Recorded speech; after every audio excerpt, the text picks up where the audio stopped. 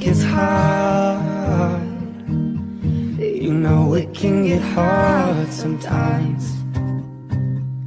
It is the only thing that makes us feel alive. We keep this love in a photograph. We made these memories for ourselves, where our eyes are never closing, hearts are never broken, time's forever frozen still. So you can keep me inside the pocket of your ripped jeans, holding me closer.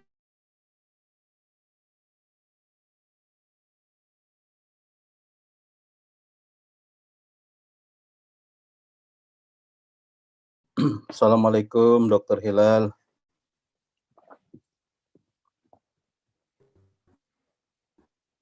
Walaikum salam, Brother Ikhwan. How are you? I'm fine, Alhamdulillah. We are How's still. everything so far? Yeah, Alhamdulillah. Everything is okay here. Actually, it was raining yesterday. Oh, yeah. So I was a bit Raining worried and about flood. internet connection.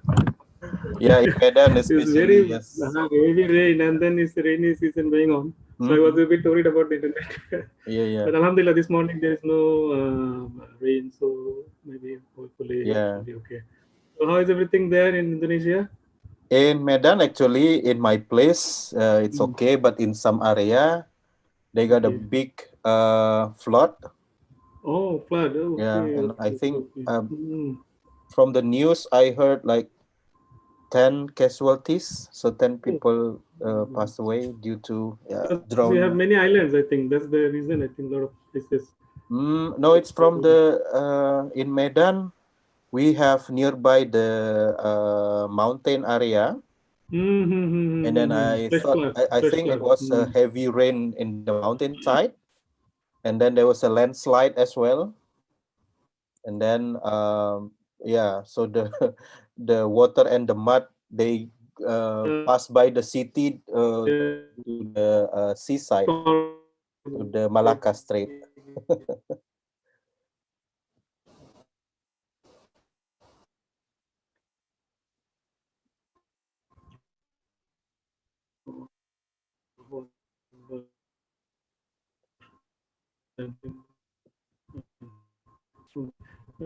How is the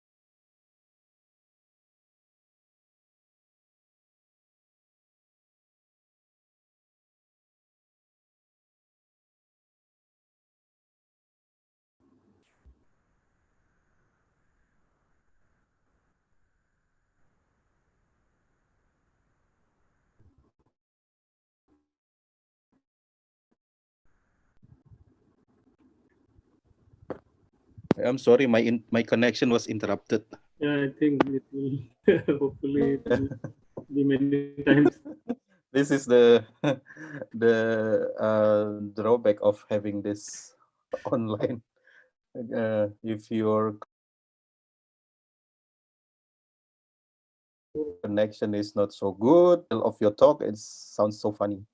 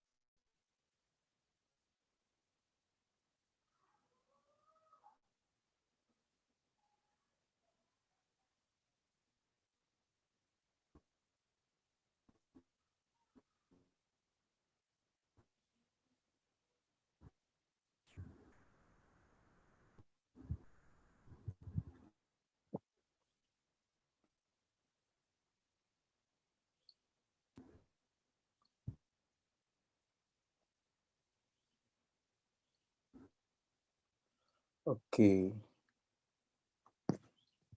Yang dari biomedik udah hadir semua ya. Oke.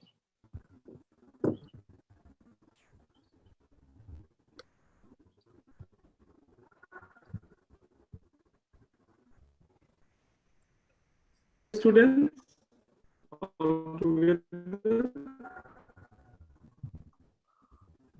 Duh, ini.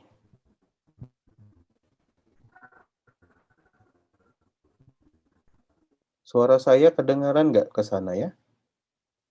Kok saya nggak dengar apa-apa nih?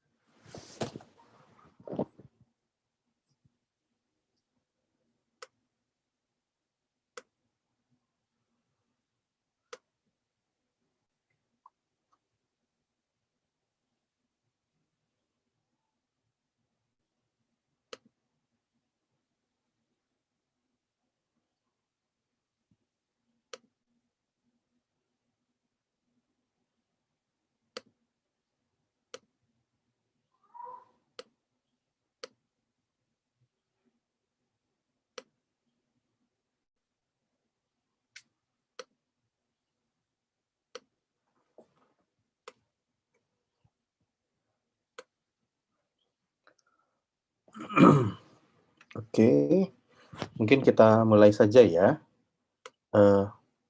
Dokter Hilalnya mana?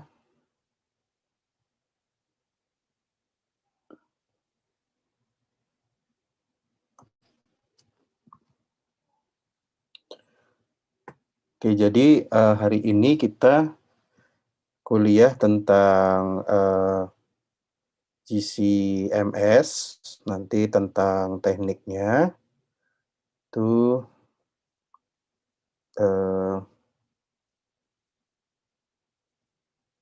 ya, jadi nanti dia akan cerita tentang kromatografi, pengenalan ya, pengenalan kromatografi, fokus ke LC dan GC ya. Nah, jadi kita akan tahu nanti bagaimana alatnya itu, apa komponennya, baru nanti Sabtu depan itu tentang mass spectrometry ya. Ini yang dari farmasi ini Nasri ya, Nasri. Nasri, apa kabar Nasri?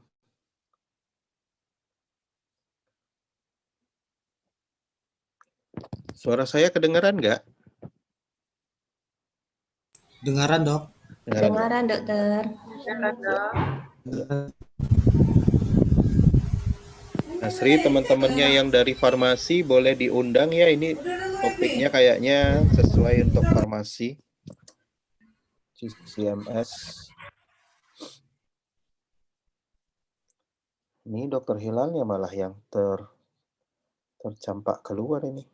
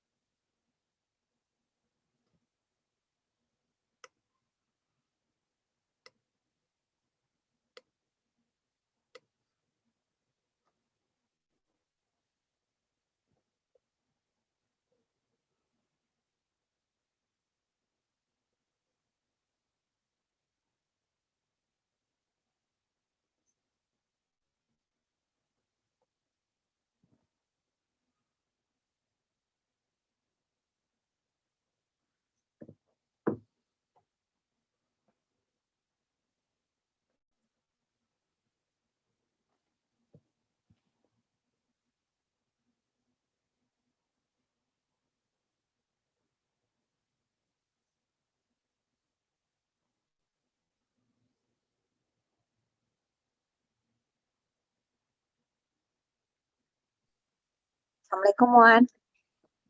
Waalaikumsalam Kak. Kenapa Wan terputus ya? Dokter Hilalnya ini kayaknya audionya belum. Tadi Oh, sempat masuk. Iya. Kakak telat tadi. Maaf ya Wan. Nggak apa-apa, belum mulai kok Kak. Wah, alhamdulillah. Udah bisa tuh. Iya ada, oke. Brother Ikhwan, can you hear me? Yeah, Dr. Hilal, I can. Yeah. I can hear you. Okay. Yeah. So how many students altogether? So cannot. we actually have We have to stop the videos or what? yeah, probably the video camera. You can put it off if it's help. Maybe we need to stop the video camera. Yeah, you can stop the video. It's okay. Yeah. So actually, the one who is compulsory for the course is 6 students, but we also invite some more students to sit in. So we have actually 20. In the beginning it was 40 and then probably because Dr. Alfi's lecture is so difficult, some of them I think resign, and then only like 15 to 20 persons left. Metabolomic actually is very specialized, Yes. and then they don't have any background in chemistry, so that's why I think a bit because I also read today my lecture because I designed for today's chromatography, but very elementary. I try to make it very simple with more graphics, not more words. It's awesome.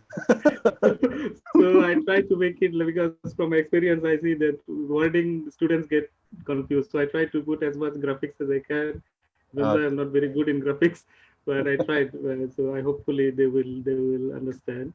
But anyway, it's actually a very big subject. Within 1 hour, 2 hours, actually, very difficult. Especially online will be a more. Yeah, true. Yeah. So, Brother Ikhwan, I think without any delay, can we, start now? Yes, sure. Yeah, okay. Okay. So, please, I think I will share my screen, is it? No, probably I would like to introduce you first, Dr. Hilal.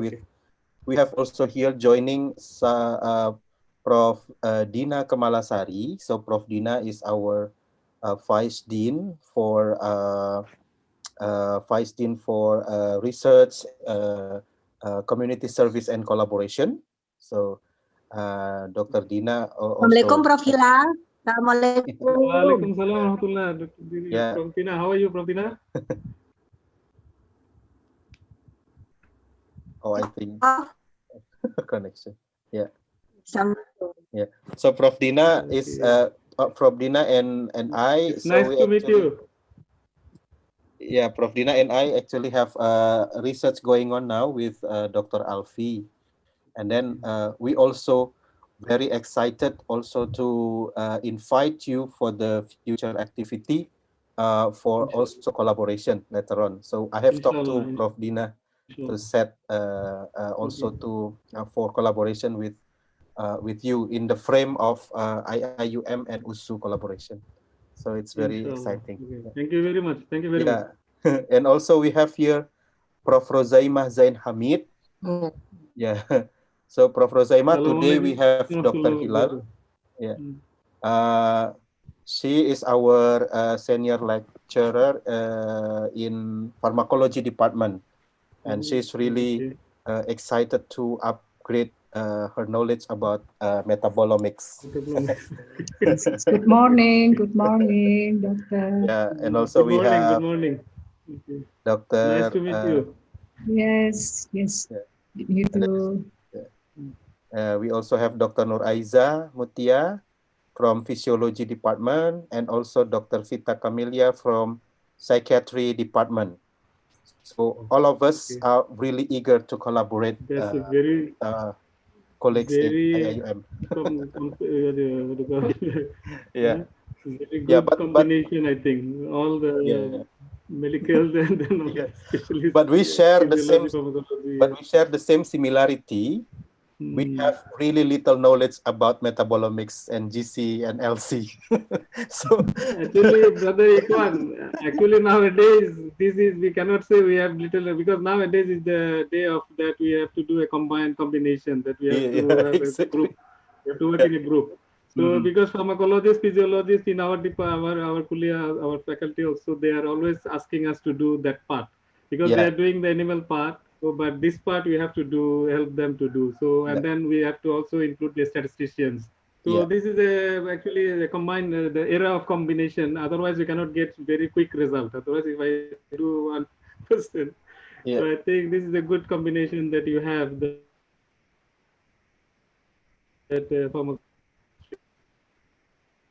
Yeah. Okay.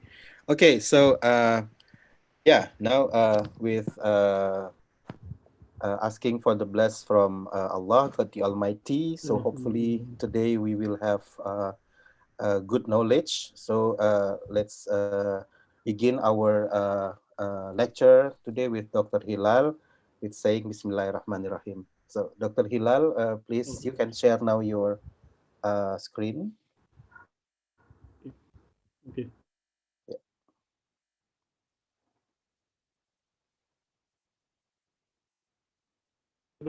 Rekwan for a nice introduction and University Uttara, Minden, for giving me this opportunity to have a session with you, with the students and the lecturers of the University of Sumatra Uttara, Minden, to share a little bit of my experience. Actually, I cannot say the knowledge because it's just experience. I don't know whether it leads to the level of knowledge or not about the chromatography and what do you call and use in the field of pharmaceuticals and what do you call drug analysis and medicine. I am going for a very general introduction to the chromatography, as I discussed with Brother Ikwan, because if I go for LCMS and GCMS separately, this will be a bit broken. So I am going for chromatography today. I will discuss about liquid chromatography and gas chromatography. Inshallah, we'll try to share some of my knowledge and some understanding with you, and then we'll also try to get some feedback from you that how we can improve or we can have more things. So, Brother Ikhwan, can you see the slides? Yes, I can see, but if it's possible, we can make it a full slideshow. Oh, full slideshow. Yeah. Okay. Okay. Yeah. Is it okay now? Yes. Now Okay. it's okay. So today's lecture, actually, I will try to concentrate on the chromatography, LC and GC, liquid chromatography and gas chromatography. These are the two major area of chromatography that has been utilized mostly. There are others as well, but not as much as that LC and GC, liquid chromatography and gas chromatography.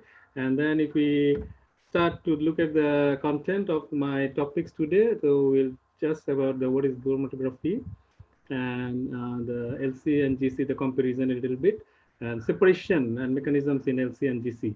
That actually this is the most important part where actually our researcher has to give a lot of input from there, from understanding, and this is the main part of the actually the all this chromatography and all about that when we will be discussing about the separation and mechanisms of the liquid chromatography and gas chromatography, and a little bit of application for both of them.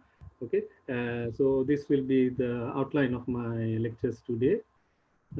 So first of all, actually, what is chromatography? Chromatography is come from a separation technique, and you know the separation technique is not a separation technique now; it becomes separation science. Actually, from the very time immemorial, we are doing separation. So we are doing separation, but actually in our human life, we don't like separation. We don't like to be pachirai. So human life or animal, we have a pet, we don't want to get separated from it. But when we are using something, we want it to be pure. So we have to get it separated.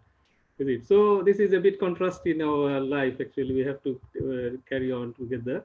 So separation, of course, we don't want a separation in our human life with the other people and others. But in terms when we are going to do something, especially in research and other things, or even for what do you call example like your product you're buying, you don't like to have a very mixed up product. You want a very pure product, or you want a very nice thing. So that's why separation is very important when we're talking about that qualitative and quantitative analysis. When we want to know what and how much, what is this? So in every aspect of our life, actually, we are trying to use this separation to identify what is this. That means you are taking food, You want to know what are the ingredients there. That means they have already tested that what are the ingredients with this. There's something problem or some problematic things are there or some other allergen or the toxic, the poisonous things are there. These are the things they have to check. You are talking about your clothing. Also, this has to have some material. Those things you want to know what are the things there. Okay, so this goes to a very big extent. That's why separation becomes separation science. And the very old stage separation actually you can talk about is that the form of distillation. Okay, distillation, evaporation, all these things. That was the first stage of separation human has learned. Okay, and then later on chromatography came much later. Okay, at the age of 20th century, I think the chromatography coming to the scenario. Okay, so at the early stage of 1900, so there is chromatography has been introduced as one of the separation technique. But since chromatography has been introduced as a separation technique, okay, and then identified and discovered and identified as a separation technique, this become the excel of the separation science. Any separation that can be achieved by using the chromatography. So even though it sounds simple, but it's not, it gives a tremendous type of results when you come into the output, that we can separate the things in terms of their character, in terms of their chemical structure, in terms of the shape, even similar structure. That means if you talk about the isomers, we can even separate the isomers using chromatography, which is very impossible using any other techniques. Okay, so in terms of separation techniques, chromatography has played a very important role, and we have this. We have to be very thankful. This guy, the Michael Sweat, who is a Russian. Actually, he's a Swedish-born Russian botanist. Okay, so he was working with, you know, the botanists. They play around with the pigments, and then something looks like this column, the colorful column here. He was playing around with the pigments, and suddenly he saw different bands of colors.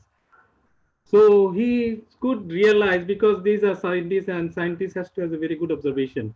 So many people maybe notice, but they didn't observe it. So we notice, but we don't observe. So scientists, the difference between a layman and a scientist is that we have a good observation. The scientist should have a good observation. If he just see, he notice, he don't observe, then it not become a research. You cannot go to the end of this, that what is it. Okay, so from his curiosity, he start exploring, and then he named it on the basis of the band. That's a colorful writing. You see, the chromatography actually means that color writing. So actually, when he noticed that this has been getting a different color from the one pigment using chalk powder, actually just calcium carbonate, and then he used some solvent, and then he just put it, and then he saw the different color bands coming up. Then he could understand that pigments are getting separated, and different pigments are giving different colors. So that's how the chromatography started. And the next level of chromatography has been actually excelled by these two guys, Martin and Singe, the American scientists. Actually, what they did was very interesting, because when you talk about chromatography, you always think as that we have to have adsorbent and we have to have a mobile phase or the liquid. But they did what is like very miracle. That's why they got the Nobel Prize at that time. They did a liquid chromatography, which we call a partition chromatography. That means they are doing separation between two liquids. Okay, I think if I can give you example of, if you can recall, okay, if you can recall the solvent extraction separating funnel. Anybody remember what a separating funnel is? I'm asking to the students, not the lecturers, please. The students, please do response. I don't like very quiet. Do you know what is the separating funnel? Yeah, I think the students from pharmacy should know. Pharmacy, biomedical, they all use actually separating funnel. I think everybody has used. Yes. Later on, I have some pictures there. I will show. So that separating funnel, they have two layers, actually immiscible layers, and then what these people did, they try to use this concept in chromatography by immobilizing one of the layer into as a stationary phase, work as a stationary phase. How it is possible? I just give you a very simple example. Please don't write it down in your exam questions when the answers. If you buy a nasi lemak, usually in our Malaysia, they make it bungkus with a piece of paper. Is it? Or if you buy something like goreng pisang, they give you a piece of paper, and then packet of paper. So once you take it home, you look at the paper. How the paper looks like? Anybody? When you put Oily. yes, there are some oil stain, is it, on the paper? And what is this paper? This paper is a piece of what? What is paper made of? Cellulose material, is it? Cellulosic material, is it? So once the oil is coming in touch with this paper, the oil is trapped inside the cellulose, the what do you call, the network. Okay, so the oil is get trapped, and then if you put this paper under the water, you will see the oil is sticking in the paper. It's not going away. Okay, could I make you understand that how this liquid chromatography has been actually, that liquid start to work as a solid? Am I a bit clear to you, to give you an example of our real life? Students, please do respond. Are you understanding what I'm trying to explain? Anybody? Okay, so that's how actually that it was very interesting, and that time that's why this is given a very high priority, and then they got a Nobel Prize in 1952 based on this partition chromatography's theory or the concept. Okay, and then they applied it. So actually in chromatography we should have two phases. Actually, one is stationary phase and one is mobile phase. So as I said earlier, that this concept of chromatography has been derived, or actually that means has been carry forwarded, or the concept has been taken from the concept of the solvent extraction, the separating using a separating funnel, two immiscible phases. So here is also two phases, stationary phase and mobile phase. But there they were using the mobile phase, the two phases in separation was two different immiscible solvent. This is aqueous and organic, and they have to be immiscible, just like hexane and water. Okay, but if you take methanol water, they will miscible. But hexane water non-polar, and the water is polar, so they will not mix up. So they use that one, but in the stationary phase and mobile phase, and this concept has been derived to achieve, when we do a separating, use a separating funnel, what we achieve the equilibria. Okay, equilibria means what? Actually, there is no net transfer of a molecule or the substance between the two phases. But we have to understand it is saying net transfer. That means there will be still transfer going on. Okay, but when we say equilibria, the net transfer will be zero. That means if 5 coming to aqueous to organic, then 5 will be going from organic to aqueous. They will be transferring. The transfer will never stop. But the equilibria means that the net transfer will be zero. Okay, so this equilibria concept has been achieved in this the chromatography to carry forward further to get many equilibria.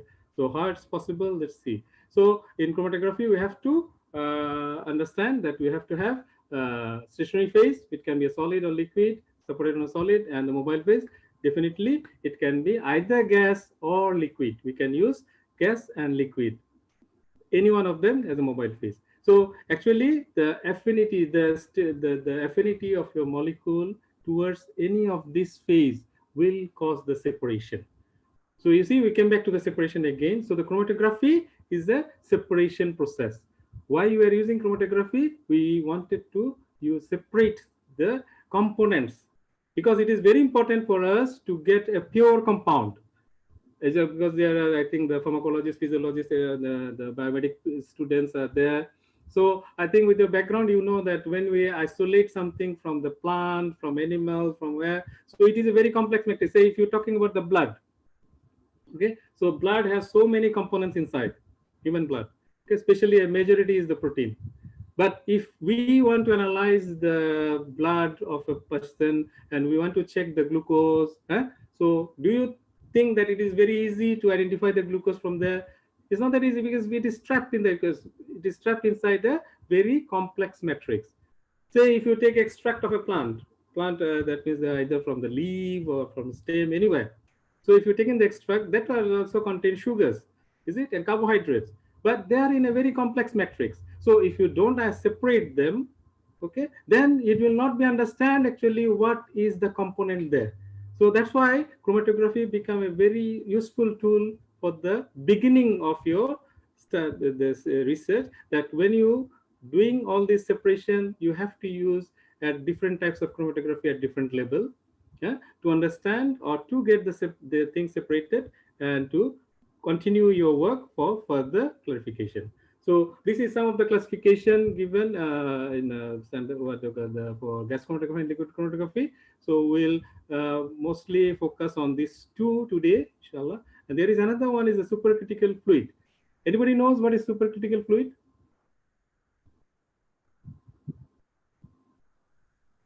At a particular temperature and pressure, some gas work as a liquid, especially that is what you call the critical temperature and pressure. So especially carbon dioxide or carbon monoxide. So that one become a very, very good separating material from the, so we can do a very specific separation using on the polarity, using a carbon dioxide as a mobile phase, and it will be in a liquid form. So we have to use a supercritical condition. That means the critical temperature and pressure has to be maintained to make the carbon dioxide in liquid form. So it can be work as a liquid, and once it come in touch with the samples, it will specifically remove the components from the one. Recently, it is also became very, very important in terms of the metabolomics and then the other what you call high throughput research. Okay, but the most important is very, very specific and also environmental friendly, because it doesn't produce any gas or any what you call solvent. So and then it can be recycled again and again. It never gets old. Okay, so but the the limitation is that the amount can be done will be very, very small. So still the works are going on. So today we'll do look into the gas chromatography and liquid chromatography, and these are the mechanism and the stationary phase difference. So later on, I think this is not going to be more. So what is the difference between LC and GC? Okay, so LC, what we are using a liquid as a solvent or water or any sort of liquid as a mobile phase. The sample will be carried by this liquid. And gas chromatography, the mobile phase will be using a gas. So can anybody tell me in gas chromatography what type of gas will be used? We should use.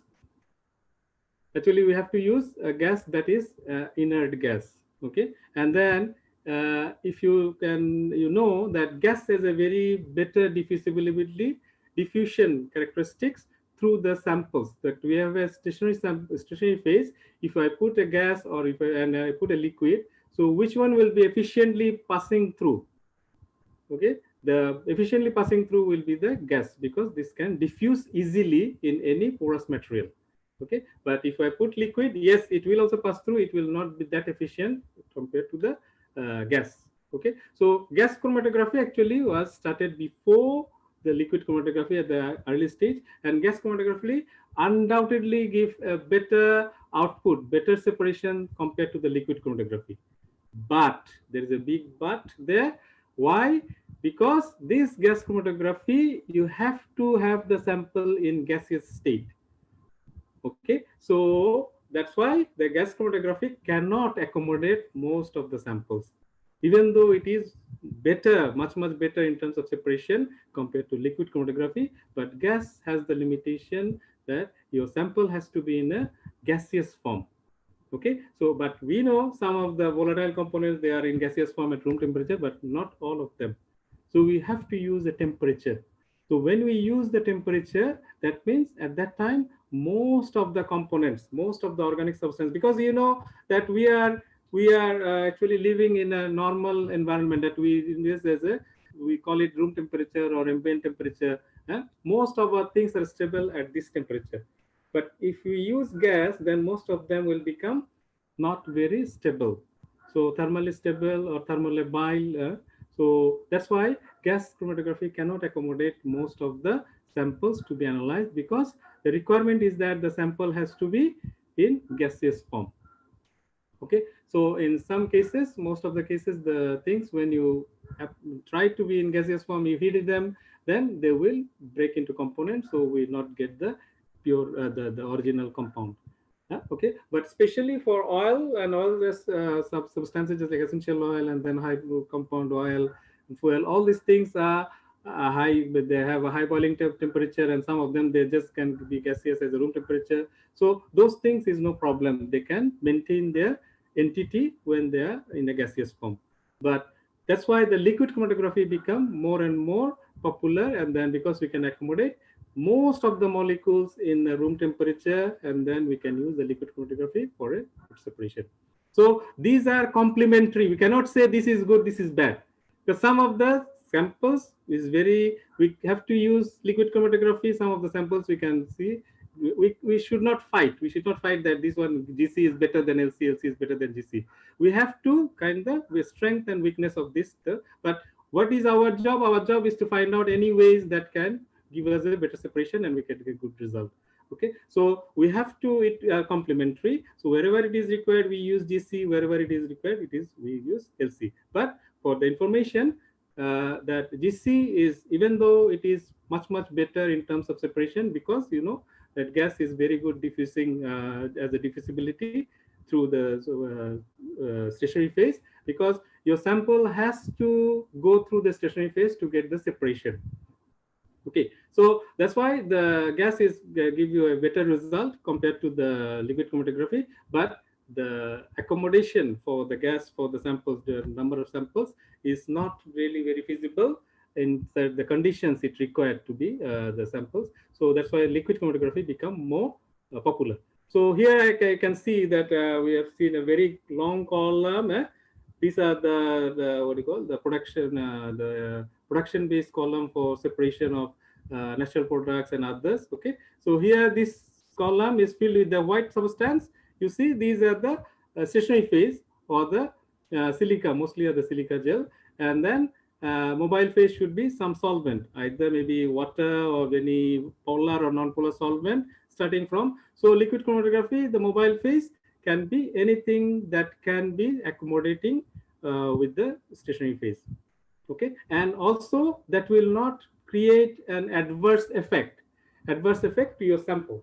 Okay, so your sample has to be soluble. Actually, it should be has to be in a liquid form. That means it has to be insoluble in that particular solvent. Then only the separation will take place, because the condition for this chromatography, either liquid or gas, that it has to sample has to be in liquid form, or the sample has to be in gas form or gaseous form. So in liquid chromatography, you have to make the solubility. So solubility is a very big issue for the chromatography to be happen. So if not properly soluble, so because when we take a glass of water and then we put the sugar is the granule, then we put in the water and then we stay, suddenly the sugar disappear. Is it? It become clear. Is it? Yes, the student, please. I'm not asking the lecturers. Please, lecturer. Yeah, please, student, make some noise. Otherwise, I feel like very quiet. Common student.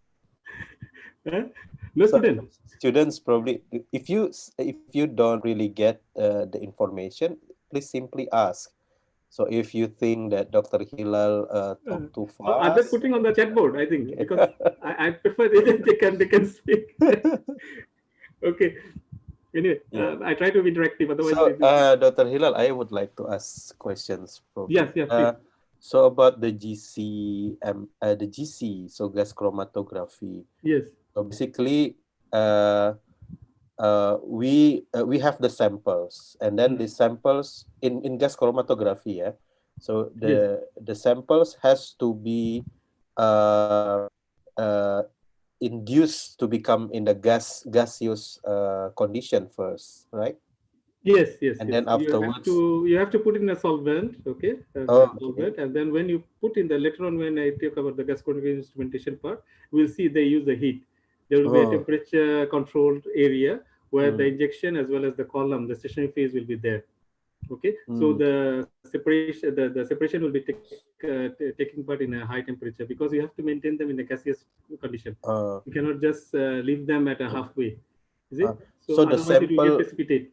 the sample itself is in the gaseous form, and then it will pass through the stationary phase is solid or also it may gas? be solid or it may be liquid, absorb on a Mm. solid support.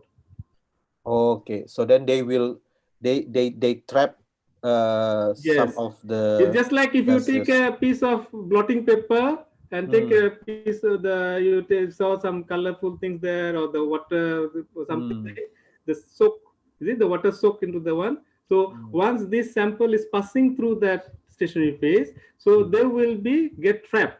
Just like I will give an example that if you are walking on a plain field, 2, 3 of you, okay, you are walking on a plain field, the 3 of you, okay, just like look at this example, okay, look at this one, that when you are ABC, 3 of them, they come in and then they get separated when they are walking this way, because this way is not very easy there for them to pass through. Okay, so we are making a little bit of difficulties in their way so that they were in a mixture. Okay, they were in a mixture either in gas or liquid. So when they enter to the system, we make a certain level of difficulty. Just like you see, you have this run for obstacles. There are some run they sprint, no obstacles, but some runs you have the obstacles at the beginning, is it? And after a 100-meter or 200-meter or 500-meter, there are obstacles. So you have to jump, you have to crawl. So all these things. So we make them to do such things, and then based on the characteristics, chemical characteristics, okay, they will get separated from each other. Okay, but the thing is that all of them has to come out. They cannot stay there forever. Okay, so the difficulties or these obstacles will be created in a stationary phase, will be on the stationary phase, so that they will be separated from each other. Okay, so and then they will come out at a different time, so that we can get them in a separate component. Yeah, just like you see there are different colors here, different colors. That means this was all in a mixture at the beginning, and then they get separated. So this color, when it's coming up here, so you can collect this sample, this portion, and once the color finish, then you can change the container. You can get this one, the other color. Okay, so same like here, you see the ABC, they came together. Okay, but due to the porosity, the traveling difficulties, or their chemical structure, the shape, the polarity, all these things we have to take into consideration, will create some degrees of differences between their traveling. Okay, so they are traveling, you see who is traveling very fast? C, is it? And who is traveling very slow is A. So either C is very thin, he can run very fast, and A is very fat. Is it? I'm giving a very raw example. So that may be the issue, or maybe C has a very no polarity. That means the polarity is very low compared to A. So many things can be there. So this is how we can get them separated. So this is the basic principle of the chromatography. There are so many other examples, but this is the basic. If you understand this, then the things will become clear. So once you can imagine or visualize in your mind, then next, the most critical thing will become also, the most critical separation also become too easy. You can just logically explain that why it is slow, why it is fast, how to get them separated. So I'm talking about the chromatography when you have this chiral compound. You know the chiral compound. Chiral compounds, they are optical image of each other. They have the same molecular structure, same, or the isomers. Just one functional group is either cis or trans. So they are just oppositely, one coming out of the plane and one coming to back of the plane. Is it? That's the 3D. If you talk about the 3D structure, so if they have that type of differences, that also can be separated using the chromatography. Okay, especially with the liquid chromatography. Gas chromatography, chiral compounds are not that easy to be done because it's very fast moving. So sometimes we cannot get the chiral, but for LC, it can be done. And then there are so many successful, this chiral. And this is a bit of history. Okay, the classical LC started that one, the earliest actually natural products extraction has been started time immemorial. is it? So from there, the liquid chromatography, the column chromatography has been developed, and then the one that come the very rapid one is it TLC. I think everybody heard about TLC, thin layer chromatography, the TLC or paper chromatography. So this one was one of the rapid. Said we wanted very fast result. Within 10 minutes or 5 minutes we come to result. So TLC become very popular during the early 80s or 90s. A lot of PhD students are working on TLCs only. Is it 80s, 90s? Still a lot of them there, because if you look into any phytochemistry lab or anybody working with it, they are using this TLC regularly just to get a screening. Because you cannot use a TLC or GC at the first screening, because you will spoil the whole thing. So the level of purification has to be done at this level or at this level. So both of them are still being used by phytochemists. Phytochemist means those are working with natural products, either from plant, from animal, whatever. They have to go through these two stages to use the modern LC or GC. That means the modern chromatography. These are called classical or old chromatography, but still they have the use, because otherwise then. So you see that at the beginning, the fraction, as just now I show you the fraction, and then they come out with the histogram or something like that. And TLC, everybody I think is familiar with the TLC and paper chromatography, that you can get a spotting. Okay, spotting, and then HPLC or GC, we can have an online detector. Okay, online detector. So this is the separation part. Okay, the chromatography is only a separation part. So when we say the HPLC or GC, this is the system. So the separation and detection come simultaneously. So we calculate about the system. That means HPLC or GC system. So it will come out with the online or simultaneous detection. That means separate and detect simultaneously. Okay, so this is the the modern, how it looks like. Okay, so after yes, and this is the modern HPLC. Okay, I'm going for HPLC or UPLC. Nowadays there is ultra pure, but it's the same type, but only the stationary phase and mobile phase pumping components will be different. Other than that, almost other things will be the same. The detector, everything will be the same. Okay, so this is what we have, the modern LC. So the basic principle of chromatography has been derived, as I said earlier, is from the separation technique of the solvent extraction. Okay, so here the separation we are considering between the stationary phase and mobile phase. So the attraction between stationary and mobile phase will determine the separation of the component. So your component, okay, maybe they are homologous series of alkene, or any other sugars, polysaccharides. Okay, so they have to have different types of affinity. Okay, we have to determine the affinity, and as I said, that we have to design. Okay, you have to design that how you are making the question for the exam. Is it? So I'm talking about the lecturers now, that when you design the question, you design that, okay, 40 to 50% will be like easy, everybody can answer. You expect that everybody can answer. Okay, another 10 to 20% you say the mediocre type of question, and another 10% you maybe is very exclusive, that to identify who are the most talented in that lecture, in that class. So you have a different level of difficulties, is it? So different level of difficulties to identify and separate the groups, is it? So to separate the groups of students, that who those are lower understanding level, who have the mediocre understanding, and who are excellent, that means talented.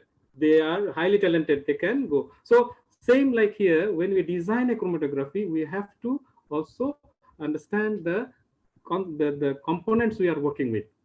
What is the characteristics, how it behaves at different condition, and how to exploit its behavior, chemical, physical, whatever behavior, when we are analyzing them, when we are putting them into the difficulty level, that means separation. That means we are creating the difficulty level for them. So we have to design the difficulty based on their physical and chemical characteristics. That's why you see that there is no one particular, they say, okay, HPLC or GC, this is a method. But if you Google HPLC and GC, you will see millions of output. Why? Because millions of separation can be done using these particular techniques. Is it? So that means one particular techniques is not suitable for one particular component. you have to apply different procedure for different. So that's why it's become very, very important. So the separation has to be based on the distribution coefficient, just like the solvent extraction. I put a separating funnel here. So the K value more, that means it favors the stationary phase, okay, because XS is the nominator, and XM mobile phase is the denominator. So K value more means it will be towards the stationary phase, and K value less is really towards the mobile phase. That means K value more, that means it is having a, if you look at this example, A and B, so B is having a longer arrow towards the stationary phase, is it? And A is having a longer arrow towards the mobile phase. So who is coming earlier? Definitely A is coming earlier, because it is following the mobile phase, and mobile phase is the one who will never retain in the system. It has to come out. Okay, it has to take them out as well, but it has to come out first. The mobile phase will come out first, because when you put this mobile phase, the mobile phase will come out first. He will run very fast. Okay, so here what we see, that if the attraction is more towards A mobile phase, that means A is coming earlier than B. So these are the simplest way of the separation, that why the separation take into account, and what do you call, how they elute. That means when they come out, elute from the system. So the concept has been derived from this separating funnel. So you can remember there are two layers of two phases. So now we have two phases, stationary phase and mobile phase. So the attraction between these two will determine the separation. Okay, this is same for both chromatography. That means LC and GC. I'm going on basic principle of chromatography. Okay, now we are talking, this separation was conceptualized on the basis of a static. Is it? This one is a static. That means once you have the two phases. Okay, when you have the two phases, organic and aqueous, these two phases, they are static. You are not going to change it. You wait until you reach to the partition coefficient, that means extreme, that after a while there is no net transfer. So you have to remove the either phase to get what as the transfer has occurred. Okay, so this is a static scenario. But when we are talking about chromatography, this is not a static scenario. This is a dynamic scenario. So mobile phase is continuously moving, is it? So mobile phase is continuously moving. So it is a dynamic scenario. So the concept of this distribution coefficient will not be established. That means it not hold if we are considering a flow, is it? Just like if I am juggling a ball standing alone, I am juggling. You know what is juggling? The joker in the what, and some of them, they can 2 or 3 balls you can juggle. If I am standing on a plain normal place, then I can juggle. But if I am juggling on a escalator, what will happen? I have to be very, very efficient, is it? I have to be a very good juggler and very good gymnast to do that. If a normal person, it will not be easy, because he will the things will drop, is it? The same thing happens here. That when you are in a dynamic condition, you have to consider few things, is it? So that's why when this concept has been conceptualized at the beginning, they were calling it the rate theory, and then actually there are few things has to be considered. These are called thermodynamic. The resistance to mass transfer. Okay, when you are flowing the mobile phase, that means the mobile phase is in a flow. We put a 1 ml or 15 milliliter liter per centimeter, 15 milliliter per centimeter speed for gas. Okay, when you are putting some flow, that means you are creating a pressure on the samples, is it?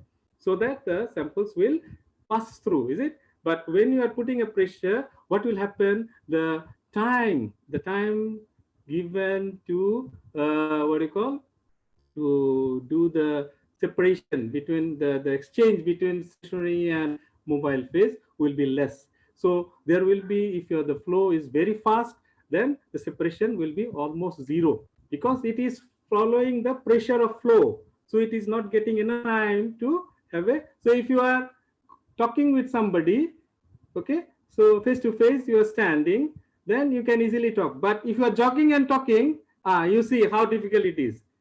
When you jog, you are jogging and two of you are talking, then not all the things you can capture, or so the conversation is not complete. Okay, so you have to walk. You can walk and talk. You cannot run and talk. Is it? So if you walk and talk, then you see the conversation may be a bit better. But if you stand and talk, is very, very good, very, very useful. That means you can understand what you are talking. But if you run and talk, definitely you will not get all the, you will get a piece of the words. This is, oh, so after that you didn't know what he knocked. Is it you didn't hear what he says? Okay, something like that. So when you walk, that means you are in a, you have to move, but you are moving in a way at the stage that you can deliver your speech and you can hear what he is saying. So exactly the same thing here, that when you are flowing the mobile phase, that means either gas or liquid when it is passing through, if the flow speed you don't regulate, so the separation will not take place because they will not have any enough contact time with the stationary phase. So the exchange will not occur. Okay, so this is what we call the mass transfer, resistance to mass transfer. And this is what we call, another one is the eddy diffusion. Eddy diffusion means that if say there's a, 3 or 4 of you start walking on a playing field, maybe you will finish the field at the mark of the at the end of the field. So from this side to this side, almost the same time. But if that field is filled with a lot of this, the grass, long grasses, is it? What do you call that? I forgot what. Okay, the long grasses, and then 3 of you started from one side, and you have to cross the field to the other side. So what will happen? Different people, different one will reach at the end at a different time. Maybe of them they will reach the wrong side of the pathway because he couldn't see where is the pathway. Is it? So this is what happened, that if you have a irregular shape, irregular shape of your what do you call pathway, that means the stationary phase, then you see the peak broadening will happen because different molecule are reaching at a different time line. Is it? So this one is a bit straight, so he came faster. This one a bit different, so they follow them. And then another is called the longitudinal diffusion. So I give you an example that if you take a big container of water and just at the middle of the water you put a drop of ink, liquid ink. So at the beginning the ink will be at the center where you put it, but after you come back after 5 minutes, what you will see, the ink has been spreaded. Is it? The ink has been spreaded all over, and then the whole bowl, the container become the same color of the ink. At the beginning the color was at the, so it so happened that if you have a very slow flow rate, what will happen, the sample will get spreaded. Okay, the sample will get spreaded, so the component will be come under something that we call is broadening. You can see a very good example in the TLC plate. When you run the TLC plate, you will see that the spot you have given, the once you detected it, or when you get the TLC, some of them are very elongated. Is it? It's spreaded all over. Okay, that means they don't have a very good separation, or the movement was not very proper, or they are very closely grouped. So this is what we call the longitudinal diffusion and eddy diffusion and mass transfer. These 3 things has to be considered when you are having a dynamic system like liquid chromatography and gas chromatography, whereas the mobile phase is always flowing. Okay, so on that basis, Van Deemter, this Dutch scientist actually, so he proposed this equation, called it Van Deemter equation for the separation for optimum flow rate. And this is the H. Later on I will show you what is this H.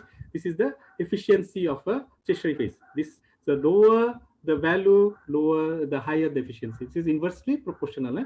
The lower the value, that means the value of H is inversely proportional to the efficiency of the stationary phase.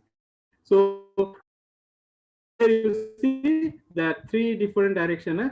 B term is the longitudinal diffusion.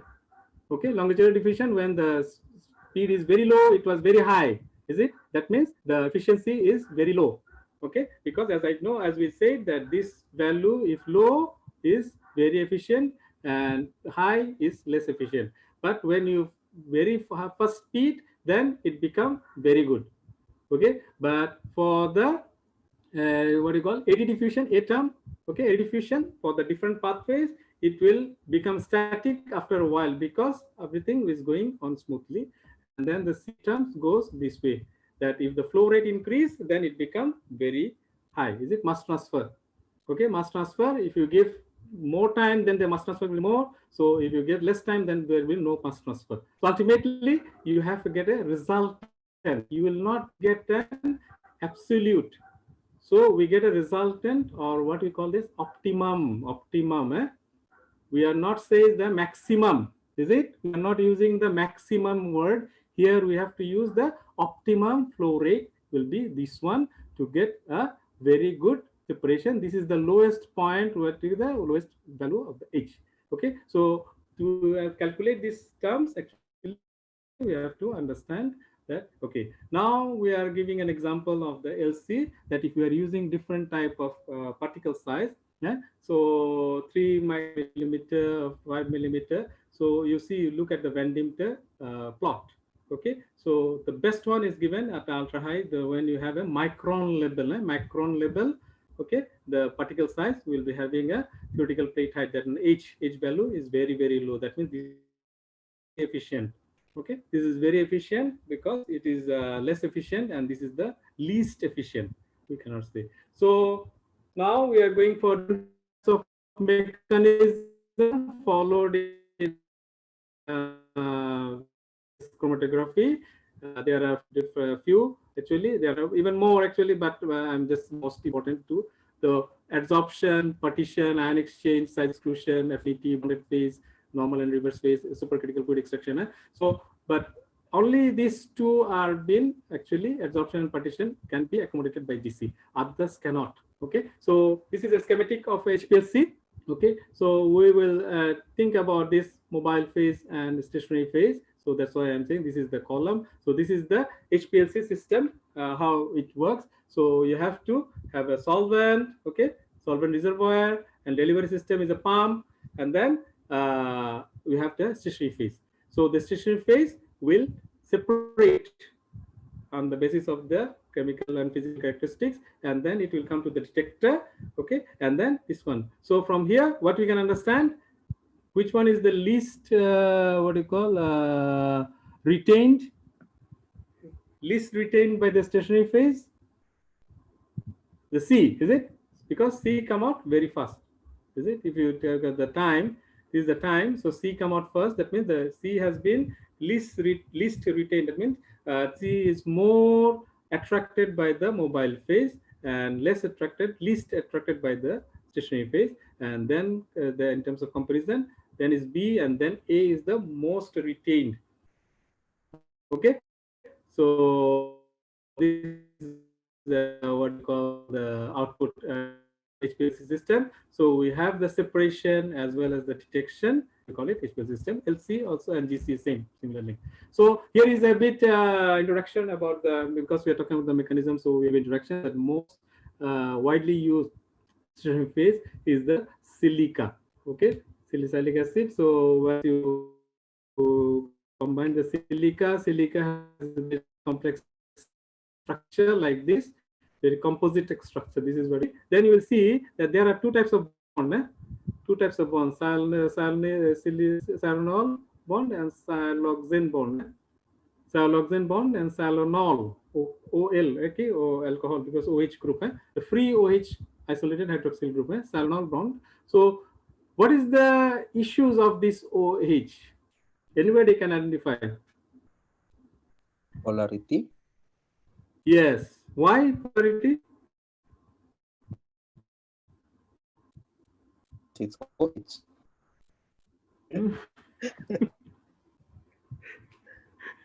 Okay. So why polarity? Because we know water is polar substance, is it? Okay. Polarity and charge. These are two different things. Is human being charged or polar? Are we charged or a polar substance? As human being? I think we are charged because we are charged. We have charge. We are releasing charges because we have so many biochemicals going on. So we are always producing charges. Is it? Having charge, but they will be having a charge to end. Is it? So here you can do the water structure or the oxygen is having a lone pair.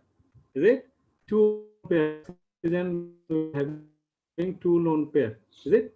That's why you see the structure of water is bended. Is it? It's not because OH, is it? HOH. So HOH should be the what you call. But usually when you look at the structure of water under the X-ray, whatever, is bended because the free lone pair of the oxygen will make like a hump at the water. So it becomes 108 degree, the bending. Okay, because of that lone pair electrons. So this lone pair electron in oxygen, okay, and hydrogen is electronegative, electropositive. So they will be having always a tussle. This one is delta, that means slightly positive, and this one will be slightly negative. So this is type of things are called polar. They are not ionized yet. They are not charged yet. Is it? So once they get another, this is what we call this hydrogen bonding. Hydrogen bonding is not a permanent bond. Always remember, hydrogen bonding is not a permanent bond. It's not a covalent bond. They will make a temporary bond. Okay, that's why you see hydrogen bonding is strong when it is in the liquid form, but when we evaporate, this hydrogen bonding breaks, so they become in the gaseous form. Okay, so this is the things that make it at the beginning this OH, because the silica, due to this OH, because silica is considered as an inert substance, but due to the presence of this OH group, this was causing trouble. Is it? Because when you are using a neutral substance, is it, to do the separation, but you have a little bit of culprit there, small culprits there. Is it? So they will interfere in the, so you are looking for a non-polar, the charge-free environment, but a little bit of charge is there. So they will do a small problem in the separation. But later on, this becomes the strength for silica. Okay, later on we'll see how this becomes strength. Look at this one. Okay, now this silica OH group has become very important when we are using substituting this silica with a covalent bonding with the functional group C18. This is a do a normal additional reaction. Okay, so a loss of hydrochloric acid will create this type of silica. So the silica will be modified to a chemically bonded octadecyl carbon. Is it 18 ODS, octadecyl silane. Okay, so though we can do this is just an example of C18, but we can have any functional group to be attached in this silica by doing a normal organic additional reaction. Okay, so this become the very strength of the silica, that we can do a bonded stationary phase. That means silica, before that we use silica as adsorbent, we can use the modified silica. Okay, and that's as the functional groups are the what you call it, the bonded form. That means it's covalently bonded. So now this silica is no longer working as an adsorbent. Okay, or the separating stationary phase. The whole thing, that means the stationary phase will refer to this part of the functional group. Okay, so from there we can have a polar or non-polar functional group attached to the silica, and then we have a lot of the after discover of these things, that when the bonded phase, stationary phase come into scenario, we have so many columns. If you order the column, you go and there's a very big volumes of column by the vendors, the supply, and all these are different in the terms of the chemistry, that what are the functional groups they are using. Okay, so this was the major finding, major revolution for the stationary phase in liquid chromatography or gas chromatography. Okay, so the stationary phase, if you take a micron, this is electron microscope, surface looks like this. So it's not very regular, it's irregular and porous material, so that the sample and the mobile phase can pass through or go through and the separation will take place. This is a cause of a liquid chromatography column. Okay, so the stationary phase has been packed and then in the stainless steel container. Okay, and then it has been screwed properly so that the things can be stable. Okay. Okay, so these are the functional groups we can have for different. These are the non-polar functional group. When we have the silent attached to a non-polar function, we call them a reverse phase chromatography. And when they are attached, because cyano and amino, okay, they have nitrogen. Nitrogen, we know nitrogen also have a lone pair electron. Okay, sulfur, nitrogen, oxygen, these all have lone pair electrons, so they are polar substances. So when we add in these polar functional groups, that become a normal phase chromatography.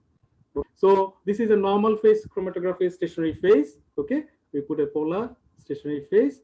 Okay, and then when you see that the polar substances are coming in, they are coming into contact, they are making a contact, they are having an attraction. But a non-polar substance, just as the benzene ring, the aromatic ring, it is not coming into the attraction of the stationary phase, it is passing through. So this will come first, this will come later. But always I am telling you one thing, that chromatography, all these type of bondings are either hydrogen bonding, London disperse bonding, or van der Waals bonding. These are all physical bonding, physical characteristics. There is no chemical or ionic bond will form here. Okay, these are all has to be a temporary bond.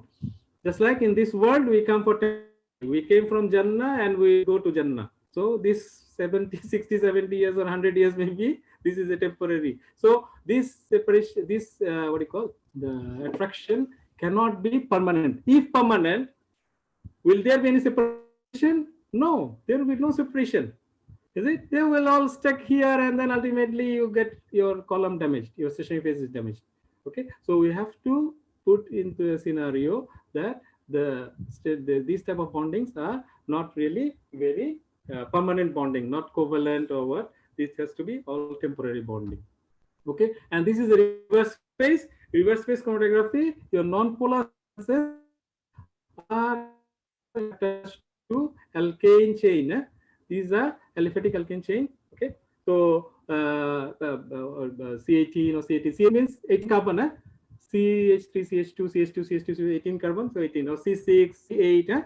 So aliphatic chain, just aliphatic chain. So the non-polar substances are attached to the non-polar stationary phase, and here you have to do a reverse, the mobile phase. What should be the mobile phase? For reverse phase, your stationary phase is non-polar. Your mobile phase has to be opposite, polar. You go back to the basic, that means immiscible liquid. So they have to have an affinity gap. So we have to have a for bonded phase chromatography, reverse phase is when your stationary phase is non-polar, your mobile phase has to be polar. But in normal phase, your stationary phase is polar. Okay, polar substances, your mobile phase has to be non-polar.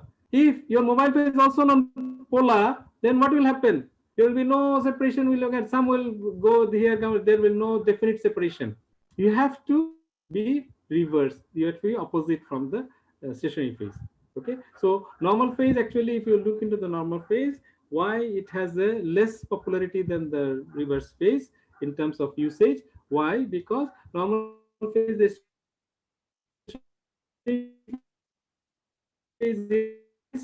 the key elements for separation. Non-mobile phase, so it don't have much degree of separation into the towards the influence towards the substances. So you have to, if you change your sample, you have to change the stationary phase. But in reverse phase, you see your reverse phase material is a non-polar substance. Okay, so your mobile phase is a polar substance. So polar substance can be anything. It can be water, it can be a buffer, it can be a mixture of water and solvent, whatever. You can make thousands of mixtures. Is it? So 1% methanol to 7% methanol to buffer, tetrahydrofuran, all this mixture, you can get so many choices. But you can use only a single stationary phase to do many substances. So when you see, you look, you Google or you explore the chromatography, liquid chromatography, you will find that the reverse phase chromatography are more usage. But I'm not saying the normal phase is totally obsolete. No, there are certain very few what do you call percentage, okay, maybe 10%, okay, still give a very good result with the normal phase chromatography. So, okay, now I'm coming to another issue. This is what we call the peak resolution. This is very important for us to understand. Okay, when we get the separation done, look into this scenario that this is the value is 0.4, 5, 6, 7, 8, 9, 8, 10, 1.25, is it? 8, 1, and 1.25. Eh?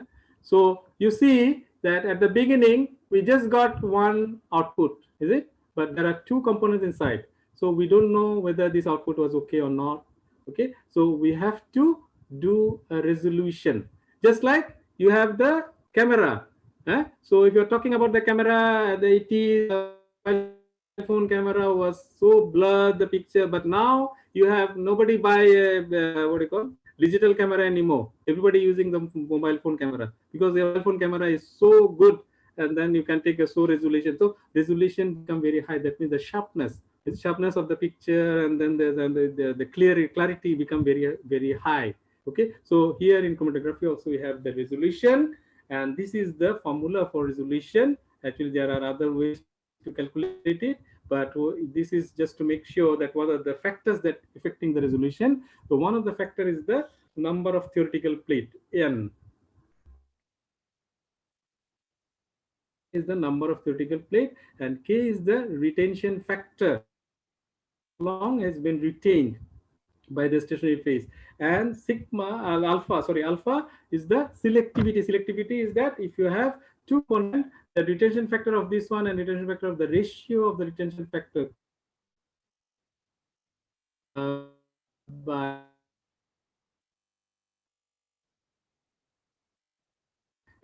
so these are the things. So main, okay, talk about theoretical plate in a chromatograph like this, but it doesn't exist inside the column. Never get confused. This is just for your understanding. Theoretical, theoretical means not doesn't exist. It is thinking. You have to think. So usually when we think about this separation technique, we go back to the separation again. One equilibria, when we reach one equilibria, so after that, no matter how long you shake for a whole month or whole day, not get any more transfer. The transfer has been completed because you reach the optimum. Okay, so this is what you call the equilibrium. Equilibrium means there is no transfer between these two.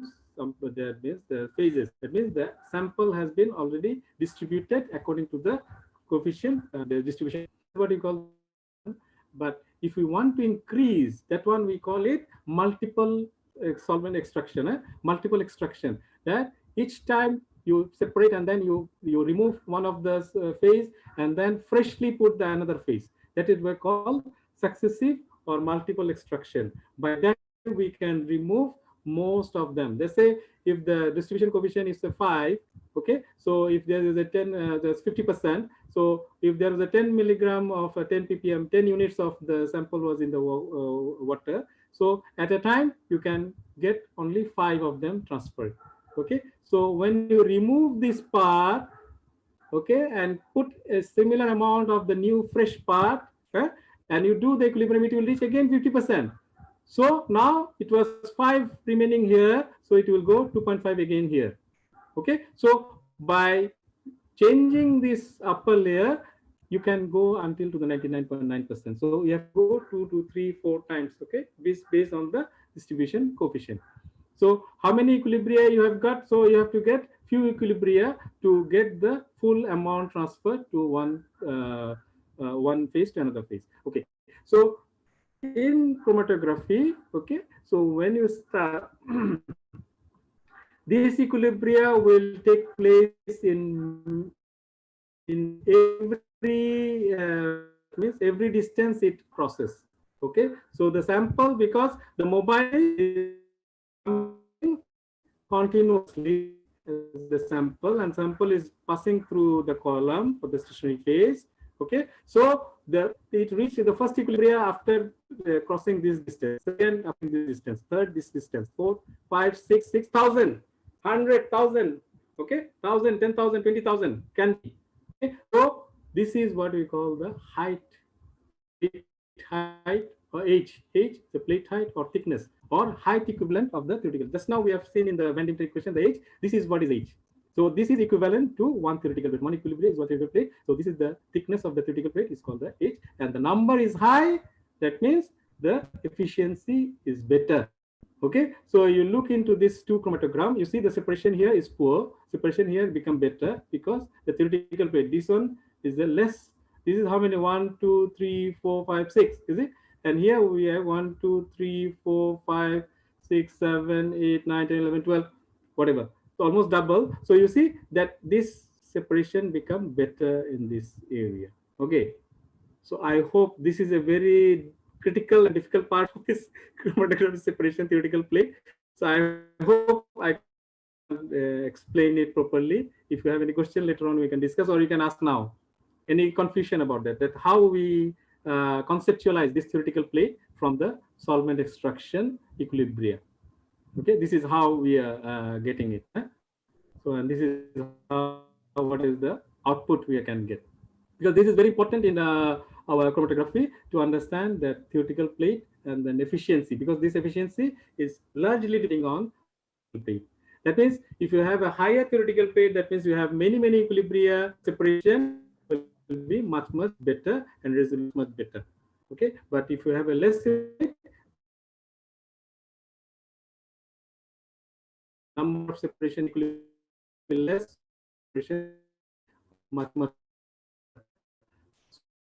You have difficulties. You will be having overlapping samples. Okay, so this understand is very important. What are the things that is affecting this we have to identify, and we have, this is another way of doing a separation by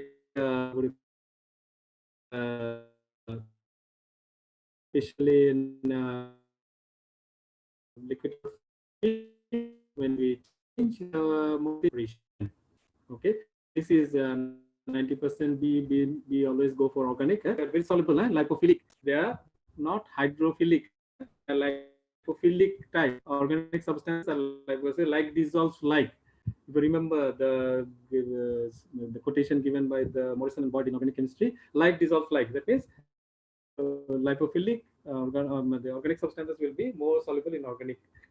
Okay, so when you have a high of organic, then what will happen? They will all jumble down. They will all jumble down. You see, but if you reduce and increase the water, the aqueous phase or the buffer, because the buffer, when you have the polarity will increase and the viscosity will increase. So all these things will some separation, and then you can get a better resolution as well. So this is just in one scenario. Okay, so in normal phase and reverse phase, if you look into the polarity scale, the efficiency increasing strength,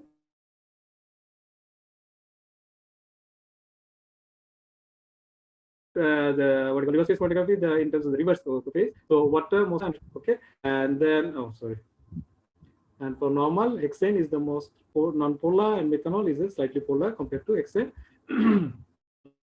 So these are considered as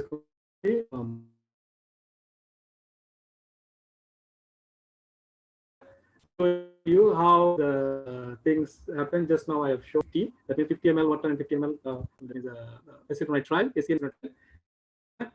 So you can see separation.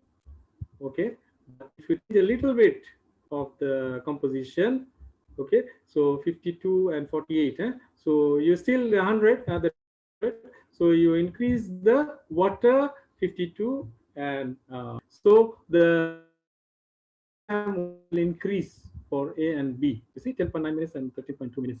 So we can calculate the column capacity ratio tension factor. by using this formula. This formula is a very simple formula. Actually, TR is the retention time of the object, and T naught. What is T naught? T naught actually is the unretained.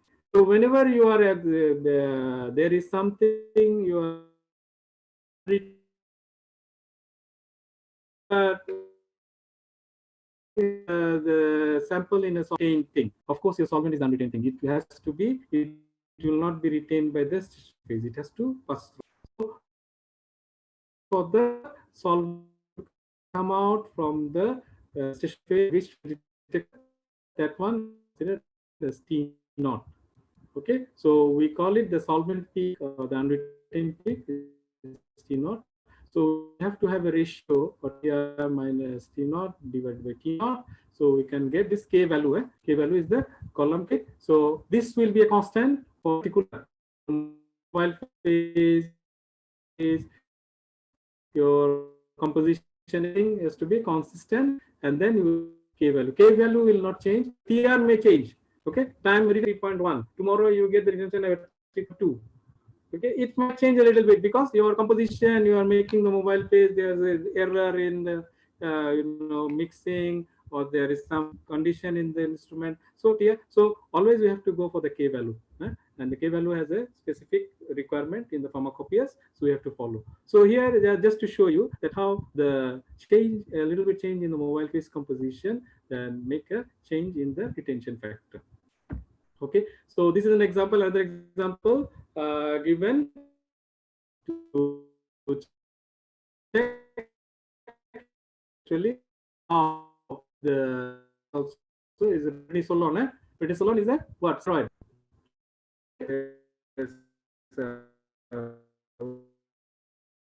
Dexamethasone, prednisolone, these are for mostly asthmatic patients. So this is a neutral molecule. So it's a very big. You can see the structure, the steroid structure. Okay. So prednisolone, if you have this illusion of prednisolone in decreasing solvent using space column is methanol water 20, methanol water 50, methanol water, and acetonitrile SCN PHF 50, 40. So the fastest will be 80-20 methanol water because methanol is more, and the lowest will be water is more. That means this will be the slowest. So this one will come first, then this one will be the 50-50, then this will be the middle. That means if you are using these 3 different composition of mobile phase, so this one will be eluting fastest, is it? And this one will be eluting as the least. Means it will take time for to reach to the elution. Okay. So acetyl THF and water, acetonitrile and methanol, if we are comparing, acetonitrile is having more polarity compared to the solvent strength compared to methanol. That's why 50-50 water will come faster compared to methanol water. Okay, 50-50. So, and then there's another example. Okay, so of different, because there are a degree of you see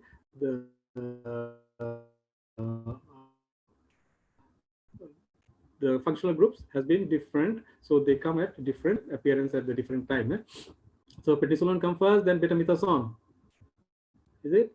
Betamethasone, look into betamethasone, then this is more having some functional groups, OH and other OH also at the back, and then this is the aliphatic, the what do you call ester, and then there is a double bond here, and then ester is missing, now become OH, and here coming 2 esters. So this is the least, the last one, betamethasone 17 to dipropionate, is it? Okay, so these are all we are showing about the mobile phase changes, and then now this is a very interesting example that if just now we are talking about only organic substances, now we are talking about the buffer. If the mobile phase is a buffer, you see that pH 2.1 and pH 2.5, both are acidic pH. Which one is more acidic? pH 2.1, is it? Yes. Yeah. So because in acidity and basicity scale, always we have to compare the existing, is it? So here we have two. So pH 2.5 is more basic than pH 2.1. But if we say pH 2.5 is basic, then definitely somebody will ask you to revoke your degree, say you are not a chemist anymore. But when we are talking the comparison that which one is more basic and which is more acidic, then we have to this. But suddenly when you say okay 2.5 is basic, then somebody will say okay you are no longer suitable to teach chemistry anymore. So anyway, so you see that is pH 2.1. The what do you call diflunacyl. Diflunacyl is coming at what? At this stage 7, but sorry, the one 4. Number 4. 4 and 5, is it? 4 and 5. Phenopropine and diflunacyl, yes, 4 and 5. Is it? They change place. You see, at acidic they are coming phenopropine first and diflunacyl after that at pH 2.1. But at pH 2.5 they change place. Is it? This is what is called the selectivity or to changing of the pH. Yeah? So the selectivity that this one is more retained at this pH, okay, number 5, that means diflunacyl. Yeah? But here, when we change a little bit of the pH, it becomes less retained. The one, phenopropine, if you look into the structure, then only you will understand actually what's actually going on. That the ionization will occur, or that the more polar will become, and then the fluorine also is an ionic substance, is it? So all these are causing a very, very small change in the pH. So can you imagine that if you're making phase and you're not very specific, get out as a get with a very wrong output. So that's why you have to be very, very careful. You have to be very, very understanding that what's happening. That's why always it is always says that when we are analytical chemists, we always say that Dr. Alfie, they are very angry with us that when we say that you have to compare with the reference standard, but to get reference standard for phytochemist is very, very difficult because you have so many components, and to get a reference standard is so. When we discuss, they become very angry. They cannot buy, and then not available also. Is it natural product? They are not available as well. But for me, I am pharmaceutical, so I always go for standard, pure standard. But anyway, so you see that's what I'm trying to say is that the mobile phase can alter because this is the beauty of liquid chromatography. This is the beauty. So the mobile phase can also contribute toward the separation. Okay, and actually this is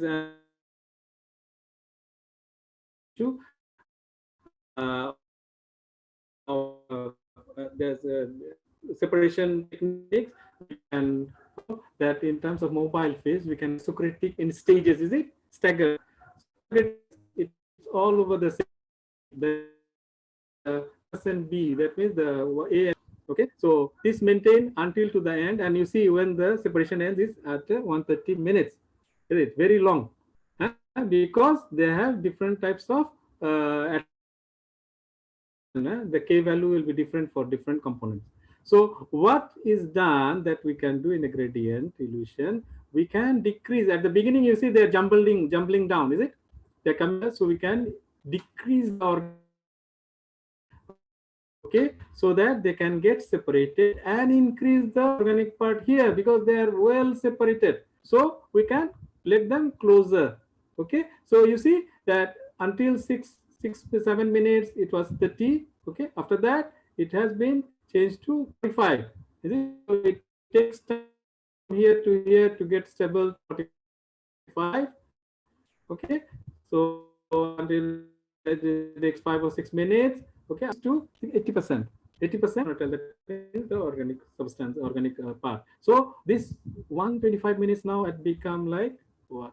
At 35, 36, 37 minutes. So we get a better separation. So isocratic and gradient illusion is very, very interesting, and it becomes very, very useful when we have this type of homogeneous substances that you people are working with. That we are talking about in metabolomics, we are mostly working with heterogeneous, sorry, not homogeneous, heterogeneous substances like plant extraction or human samples. Those are heterogeneous. So many things are there. So gradient separation can give you an idea that what are the things, either lipophilic or hydrophilic, and polar, non-polar, we can separate them on the basis of the gradient we are using. There are a lot of gradients.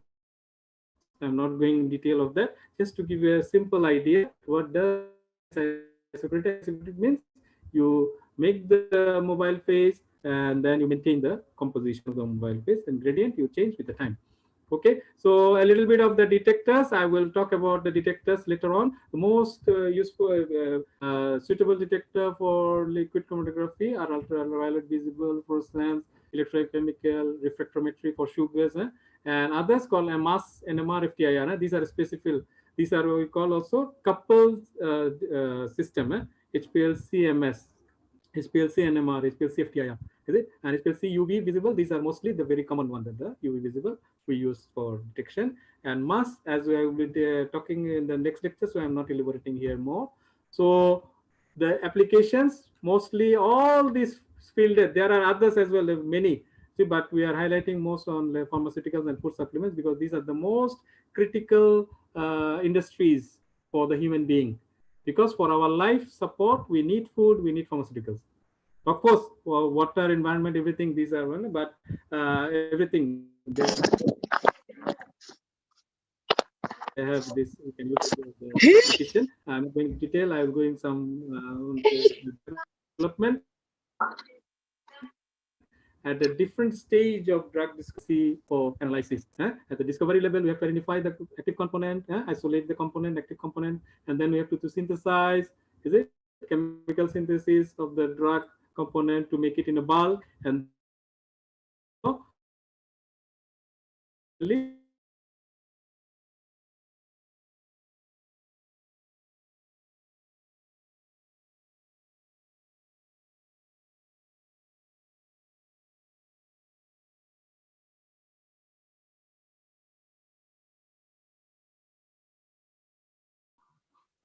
amount of the concentration, okay, then you will be getting a similar it is called chromatogram. Okay, so we can get this similar at anywhere you are using. So that's why we can say that when you follow a published method or whatever, you need to have this standard condition, a chromatographic condition, and then you follow, you can reproduce this result.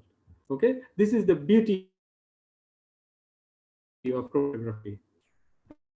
So that's why the separation become authentic. You can reproduce exactly the same. You can follow. This is also an example when whereas you have a blank, you have the samples, and then this is with the micro emulsion that the loaded. That means it's loaded with the we call drugs, the encapsulated drug. So when we analyze the drug, we have this is for the microemulsion only. This is microemulsion with the acetate standard, just the standard, and this is the in an encapsulated form. So all of them, you see that this one, nothing there because we didn't put the standard. This is the standard and this is the sample containing the same standard. So this is how we confirm that this one is the same thing. Okay, so here also you see that diazepam is a the drug used for treatment for different types of what you call insomnia and others. Okay, so you see the diazepam when we consider the impurity peak, but when we increase the zooming the things, then we can see the impurity A and impurity B. So every drug has some impurity. What are the impurities coming from? They are coming the synthetic byproduct. Is it when you are synthesizing the product? There will be some byproduct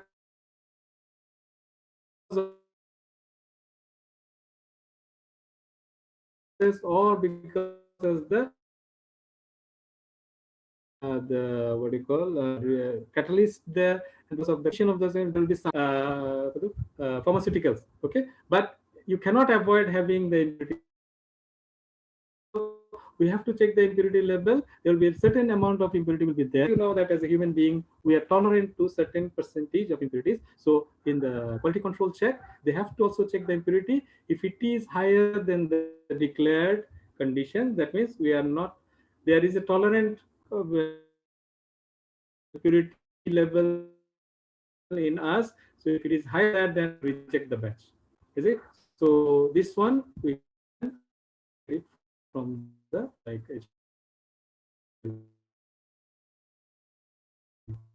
one, and then this is also the ketoprofen operation. Ketoprofen because it is high operation. Okay, this is in a plasma sample. Okay, ketoprofen. Okay, the beauty of MSMS is that this goes by the mass by charge ratio, the mass. Okay, you see they are overlapping each other, but due to the difference of the mass, they are separated. They can be isolated, even though they together is different. So this is the beauty of mass spectra. So even they are related together because of the view. So this is example of this. So now we go for GC quickly. I think we are we running out of time? Okay. So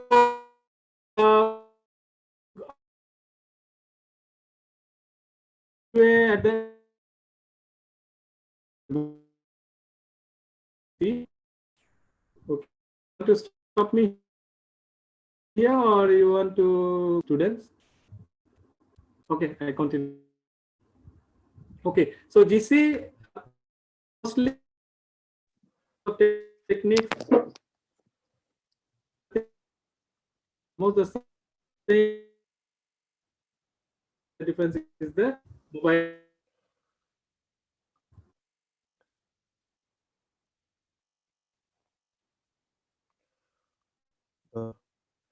Suaranya agak putus-putus ya? Apa saya yang suaranya putus-putus? Putus-putus loh. Oh, dari sana ya? Karena hujan deras sekali katanya di Malaysia. Oh. Dr. Hilal? Dr. Hilal?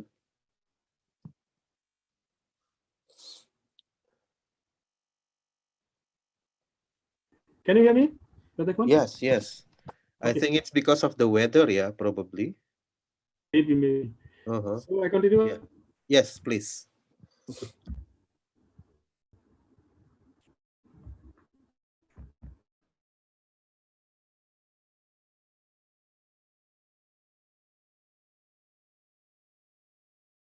Okay, so the gas motility that the mobile sample in the vapor phase or in the gaseous phase, and then it will diffuse through the stationary phase, and the separation will take place in the stationary phase.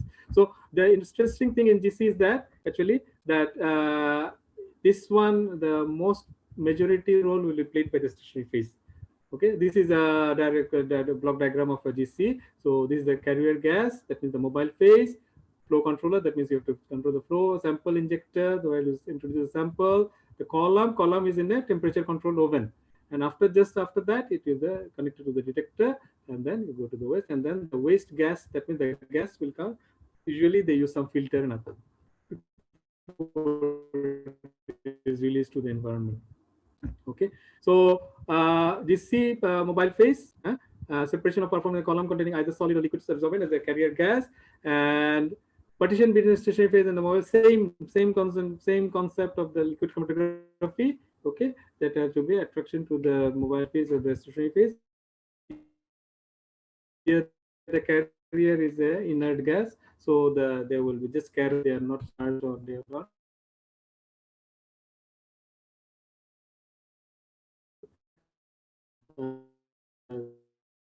Phase, and of the tension has been in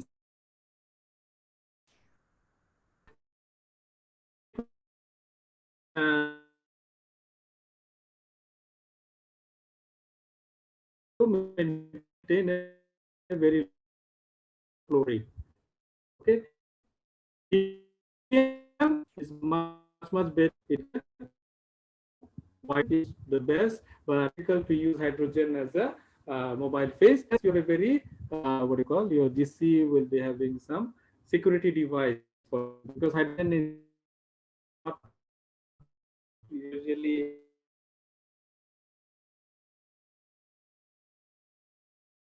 hydrogen. These are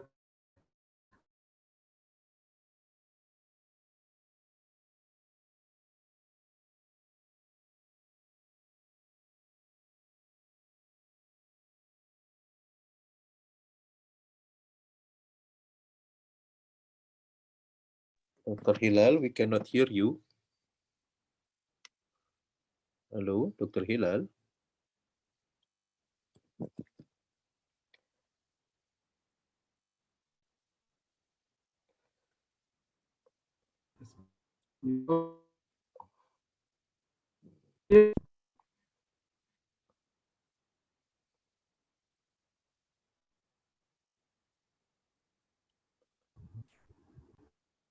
Dr. Ikwan, Yeah. can you hear me? Now, yes. Yeah. Okay. Okay. So I continue. Okay.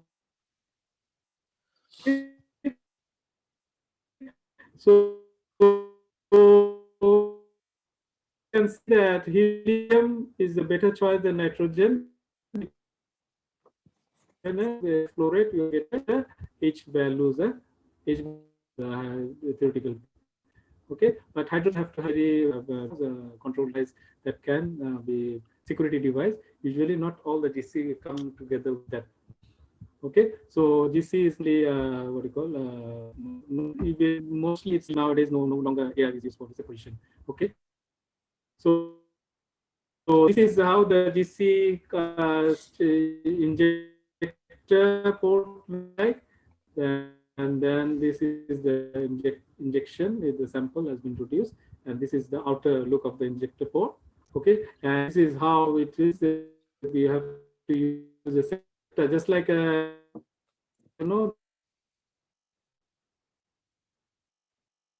we have a rubber septa, so we have to use a septa. What the DC inside looks like. Dr. Ikwan, I was just talking to you. When you insert the sample here, it goes inside the oven. So the oven contains the stationary phase. This is the column, the hanging part. The very thick is temperature control, and you see the thickness of the wall. The temperature has been maintained, and then you look at that at the back. There is a fan. So the fan will be operational just to maintain the. Why it is important? Because if there is a drop of temperature during the separation, what will happen? The sample can get precipitate or then condensed. Okay, so this will block the system and then it will spoil your separation. Okay, that's why once you introduce the sample, it will become vaporized automatically at this temperature. You have to have a temperature programming. You can do the temperature programming, and then you have to maintain during the whole separation, and then only it is going out from the system to the detector. Okay, so this is very important that every single point of this one, the temperature will be maintained while the separation is on. That's why this is you see the door. The door has a very good insulation, so temperature cannot be, and then this door will be automatically locked for the safety reason during the run. You cannot open it. Yeah. So Dr. Hilal, in this system, otherwise it will just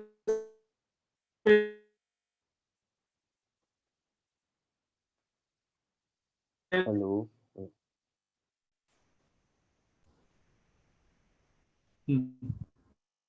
Hello. Can you hear me? So interrupted. Hello. Hello, Dr. Hilal. Ikwan, can you hear me? Yes. Okay. Now, yes. I have a question actually. Hello, Dr. Hilal. Please. Yeah. Oops.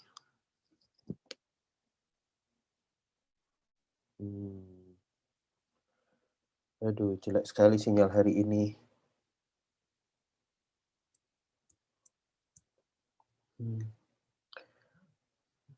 Halo, Dr. Hilal.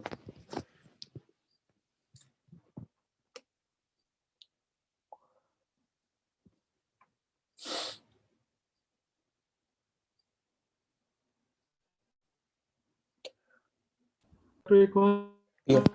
Can you hear me? Yeah. Okay. Unfortunately, the signal is so so a little bit spoiled Yeah, today. it's interrupted.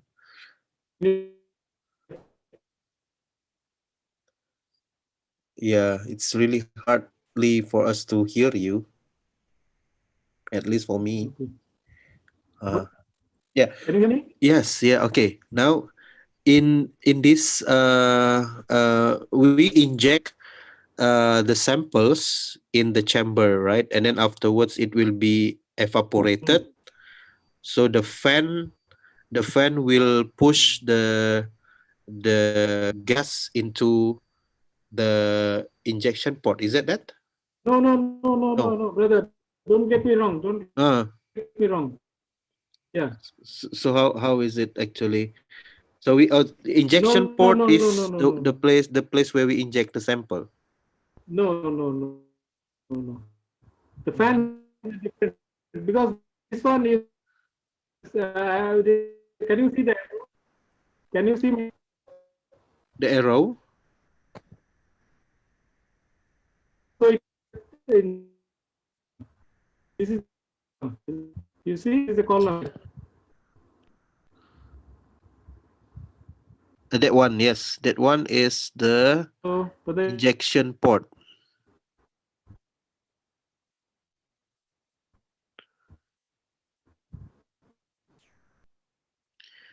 Duh. Susah sekali ini Zoom-nya.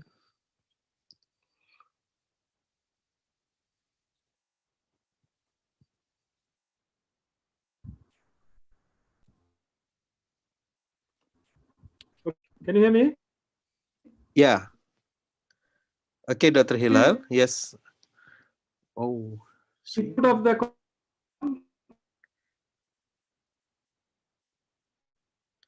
I cannot hear you. Can you hear me?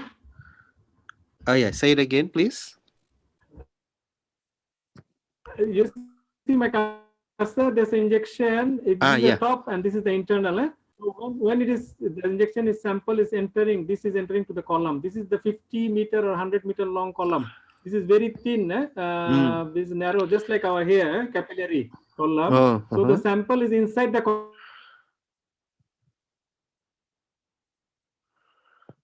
Oh.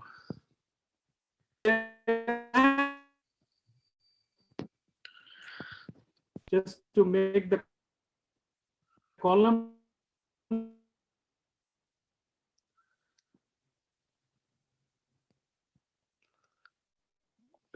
We cannot hear you. maintain the component. So fan is to circulate the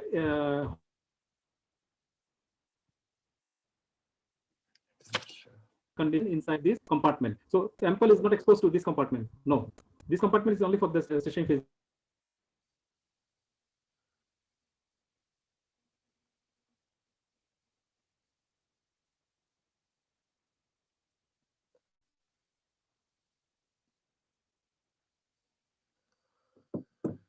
Aduh, gimana nih ya? Ya. Halo. Are you clear? Can you hear me? Yeah, but we get lost. Your sound is really up and down, like in the middle of the storm.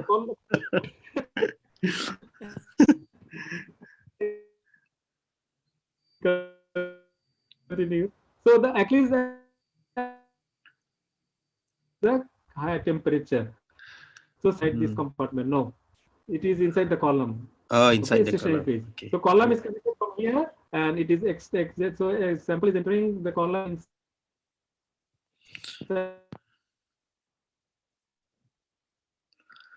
Oh. Halo, Dr. Hilal. We lost.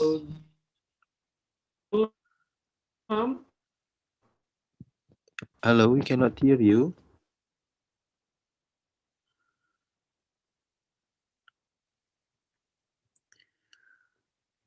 I'm not sure whether the voice will be recorded in the cloud. I hope, and also on YouTube. I don't know, but yeah, it's really It's really pity that it's not so smooth, the connection. Can you hear me now? Yeah. Okay. Yeah, now yeah. Okay. Try to at least cover. Yeah. What do you call? The pictures of packed column and capillary column. This is the packed column looks like, and this is capillary column. I see. Okay. Column is just like our hair, very thin, 0.12. Just now we show this type of column actually, not this one. Okay, very thin. Okay, but it is very long. It's 100 meter, 50 meter to 100 meter long. Okay, so if you open it up, it's very long. Yeah? So maybe longer than a house. Okay.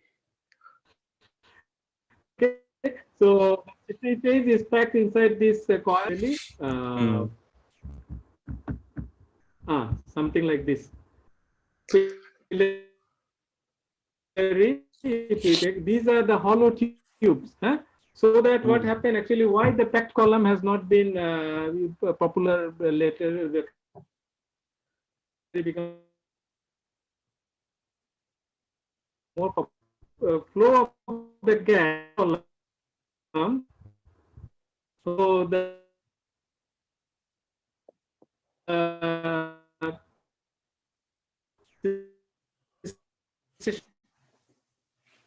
phase, so there will be some obstruction for the flow. But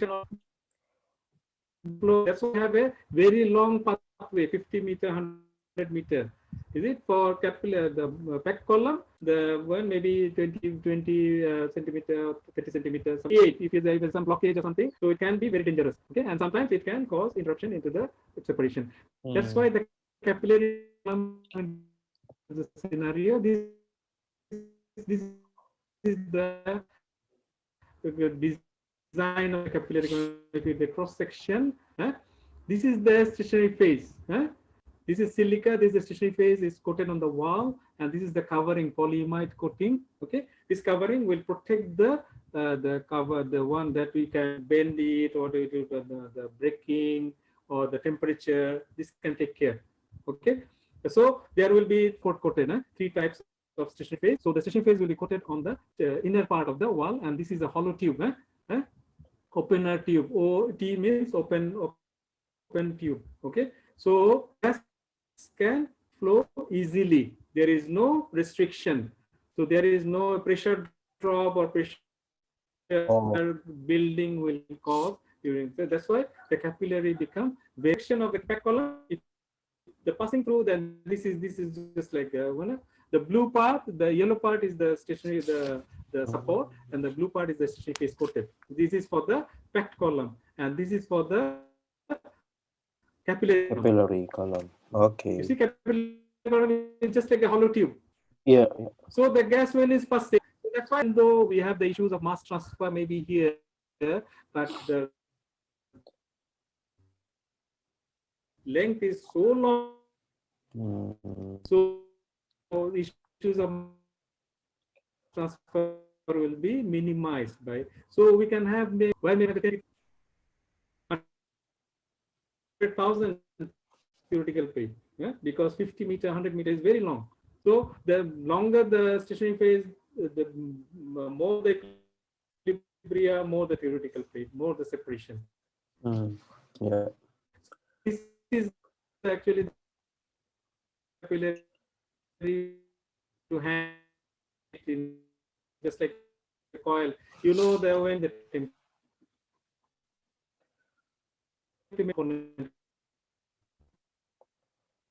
okay,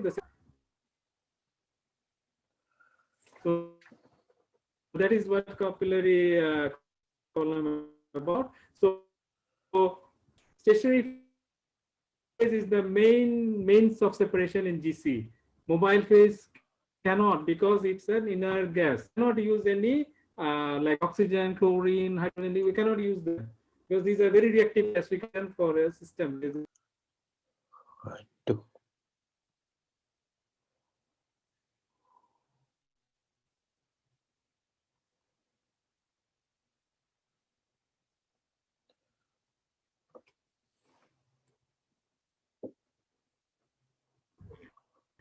Hello. Brother Ikwan, can you hear me? Yeah, yeah. Yeah, yeah, Hello? Dr. Hilal. Yes, yeah. Can you hear? Yeah. So to depend on the stationary phase only, starting from non-polar to the gains, and then the polar will be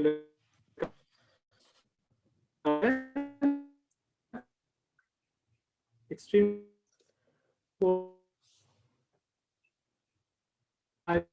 bipolar, extreme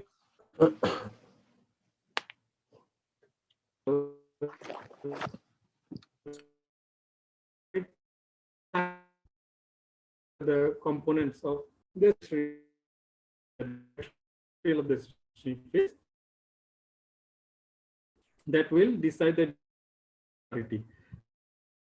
We have to depend on the polarity only of GC, because just now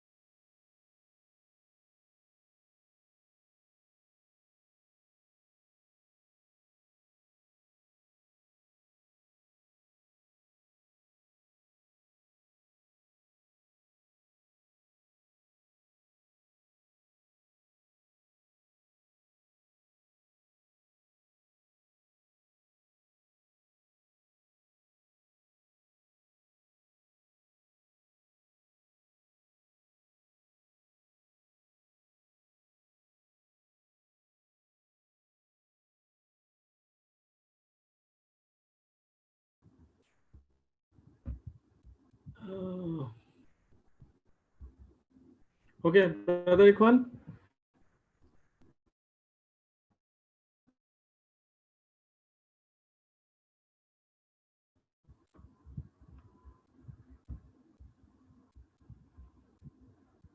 Can you hear me, Brother Ikwan? I'm still muted. Hello, hello. Yeah, I was muted. Sorry. Yeah, it's okay. Yeah. No problem. I think Okay. yeah. Yes. Not much left. I think we are almost there.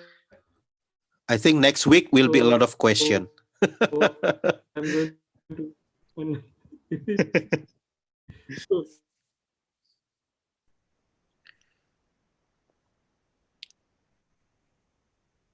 okay. Yeah. The one, the structure of the system, that the detectors are different from liquid chromatography. So here are a few types, like if I ionization and so we'll discuss much. So we just see about the flame ionization, where it's just like burning. So how many papers of paper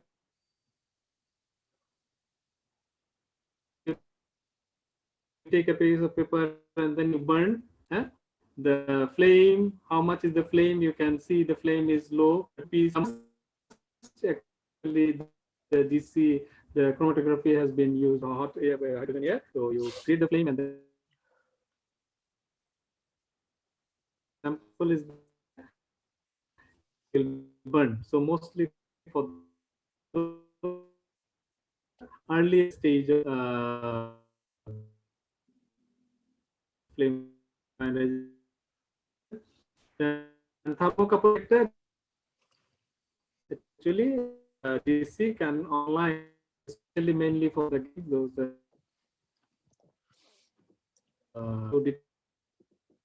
where there is so thermal conductivity should detect that you have and then nitrogen. Mostly that's you say the drugs contains mostly the nitrogen phosphate. So for drug diseases, so you have a rubidium ion, the nitrogen phosphorus containing element. So most of the drug you see they contain nitrogen phosphorus. So NPD is a very good detector for that.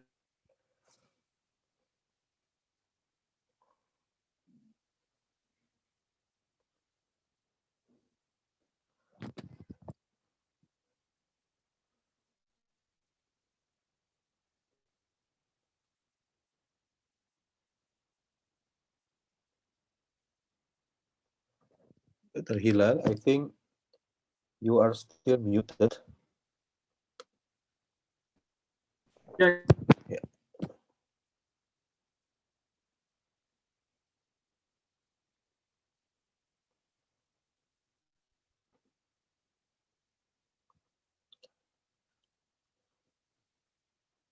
Can you hear me? Hello. Dr. Ikwan? Yeah. Okay. Yes. Now. Yes. Okay.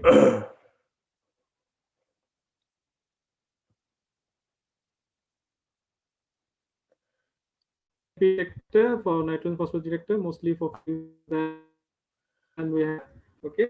So actually the mass can be used directly coupled with the GC chromatogram, and then mass analyzer will have this and this the black parts. The black parts are the samples, your molecule samples ion. So you have to get rid of the mobile phase. So on the specs, you have to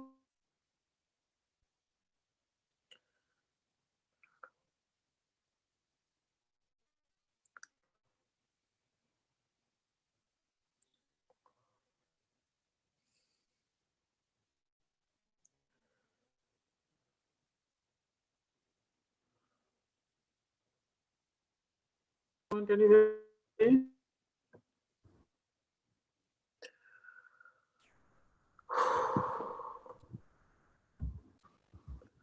Hello, Dr. Hilal.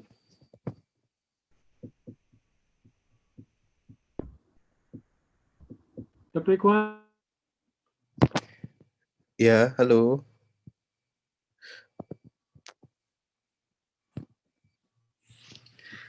Hello, Dr. Hilal. Hello, Dr. Ikwan. Hello. Yes. Ken. Yeah. Hello. I think it's a big storm at Malacca Strait. Yeah.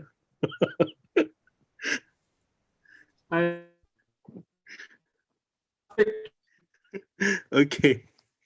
So I go result GCFID. Oh, this is our product actually, our ICOP. We have the pharmaceutical manufacturing in our Kulia, and this is our product IGC. It contains peppermint oil, camphor,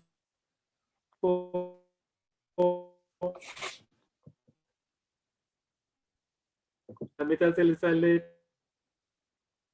Quick one. Yeah. Hello.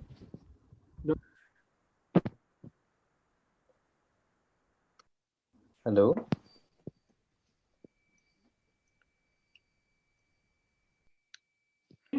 Hello, Dr. Ikwan. Yeah. Hello, Dr. Hilal. Can you hear me? Yeah, can Yeah. Now we can.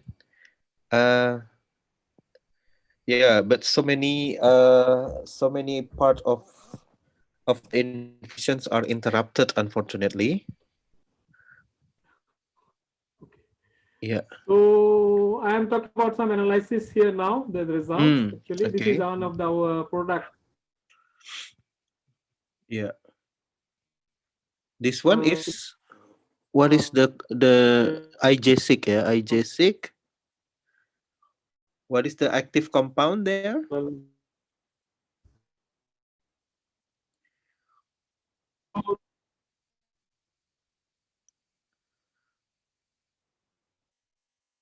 this is menthol, this is methotrexate, and this is peppermint oil. Okay, so I see.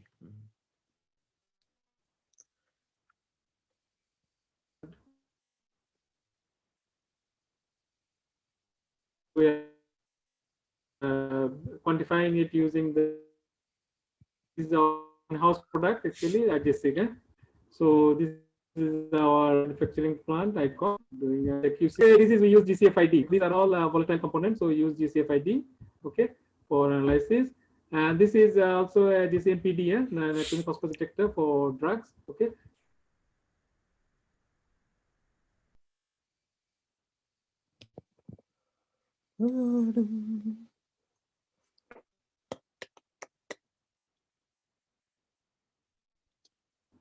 Yes, brother.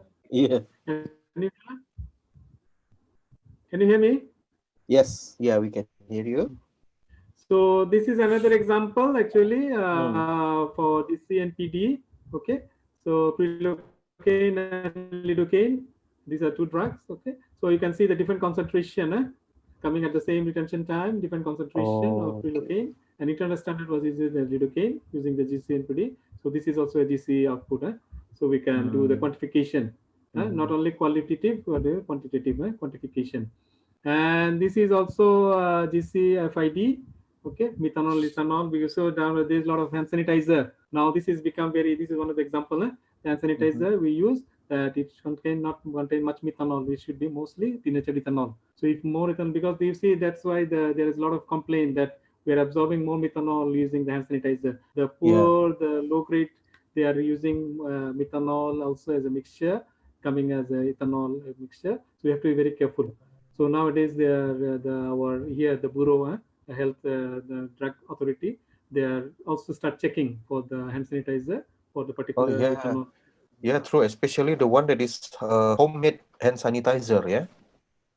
Sometimes they buy the exactly that contains a lot of things that can spoil the kidney. I think there is a lot of physiologists and others, they know that this can cause the kidney damage actually. The handmade, the homemade, especially the gel type is very dangerous actually. It's better to use the sabun to wash the hand rather than using hand sanitizer now. I think that is what is recommended.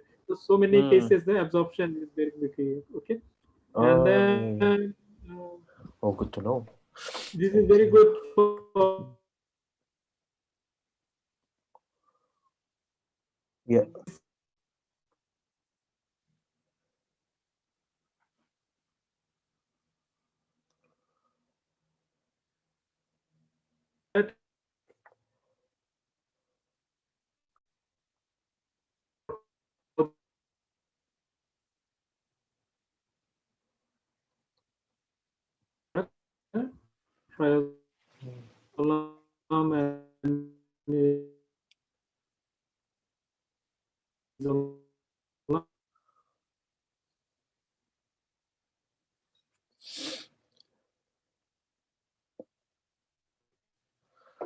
Ayo.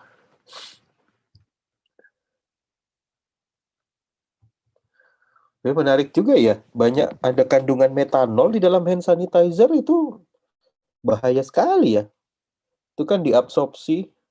Metanol itu gampang diabsorpsi lewat kulit. Wah. Karena memang beberapa alkohol, metanol itu lebih murah dari alkohol masalahnya.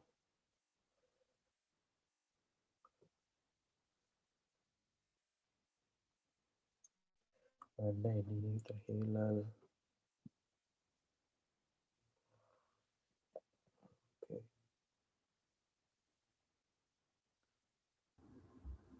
Yes, Brother Ikwan, can you hear me? Yeah. Okay. Okay. So almost. Okay. So this is the residual solvent in the pharmaceuticals. Usually this has to be checked because this has been found that in the pharmaceuticals, if you put in the container, so there are so many this type of the pharmaceuticals and it can cause hazardous to the health. So that's why they have to check this type of pharmaceuticals using the GCMS or GC, mostly the GCMS, this one. So you see, so many components are available in that. When you take the that you take put inside the container, and then you use the headspace. There's a special device, headspace GC. Okay, so to sample from there and then analyze, so you can see what are the things there. So when you are having a drug inside a container, this also not very safe. Okay, if the drugs having this residual, that means the drug when they prepare the quality, the what you call manufacturing process, at that time they didn't get rid of all the solvents they were using during the time of production or any other processes, or it may come from the other utilities as well. Okay, and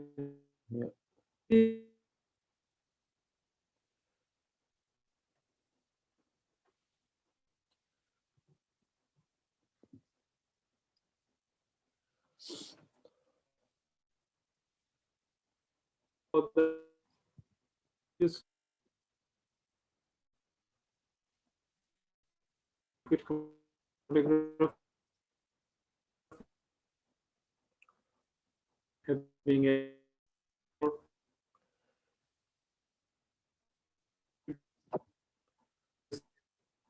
special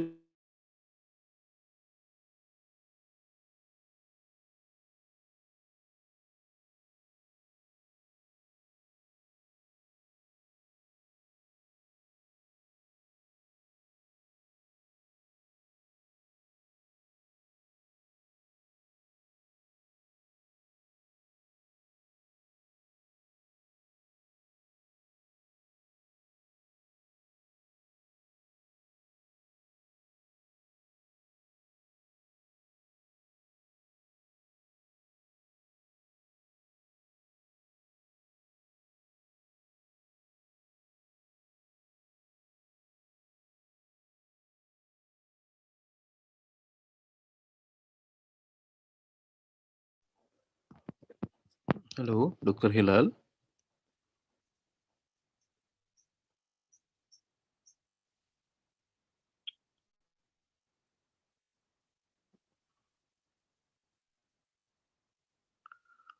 Halo.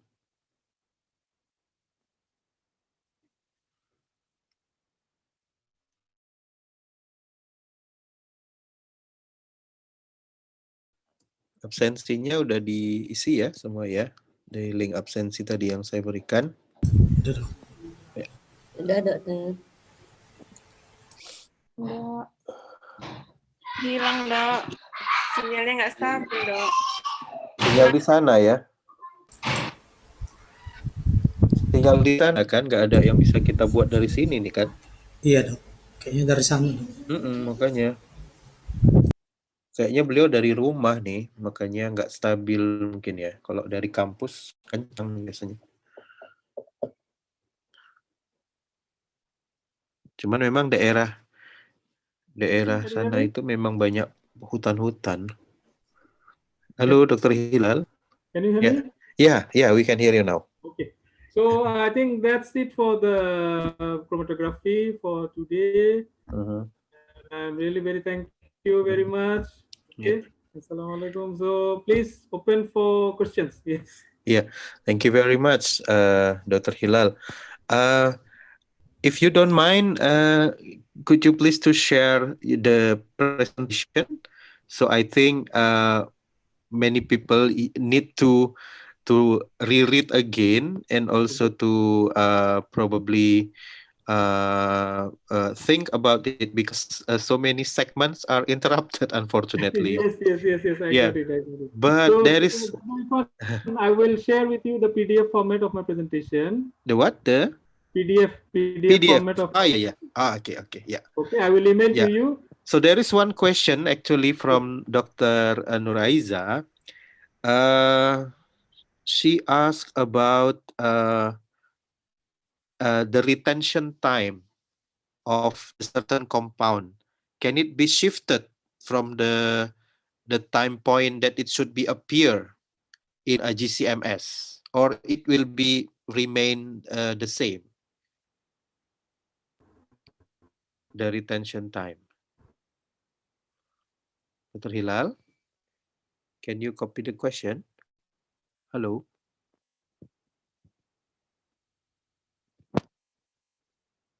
Hello.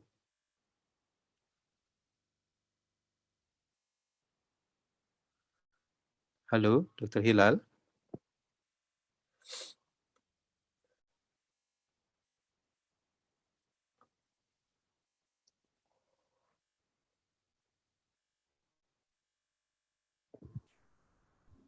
Hello. Hello.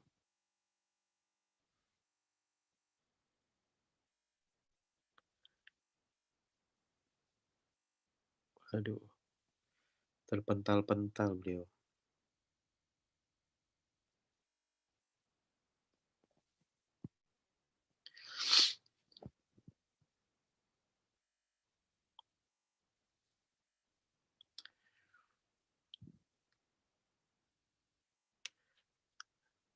Hello.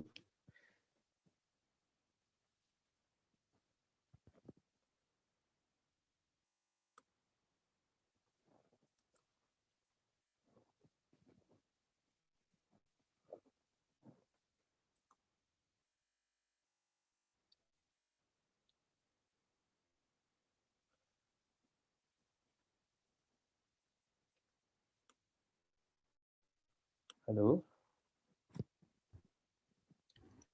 Halo. Ya, Dok. Iya, Dokter Hilal ya.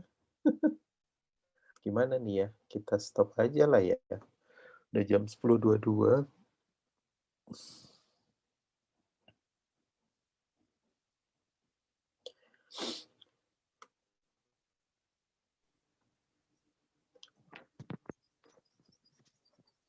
Dr. Ikwan?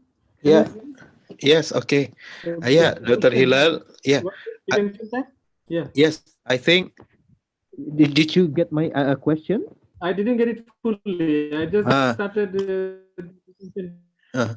Yeah, I think also we cannot hear you clearly here.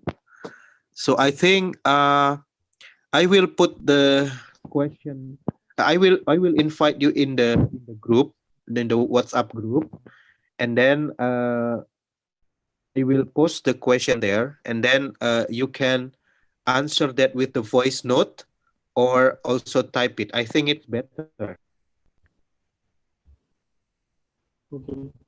I think it's better. And also if there are some question, we can simply ask you in the group. I think the connection will be more stable if we just send voice note. I don't know, today it's quite the signal is not so good. Okay.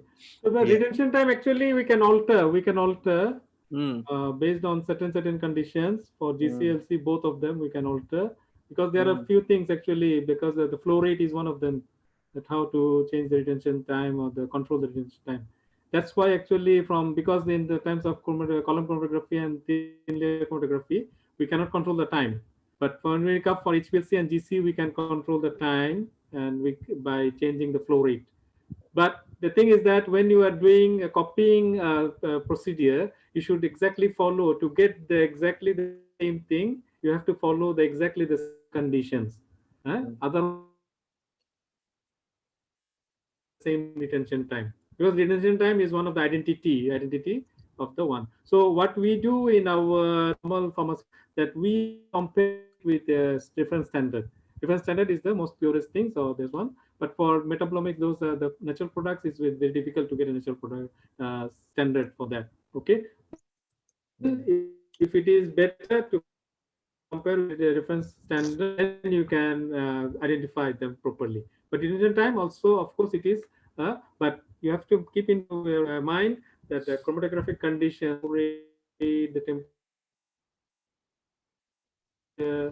the injection sample, stationary phase, the mobile phase compression time. So that's why there is one you call the system suitable SST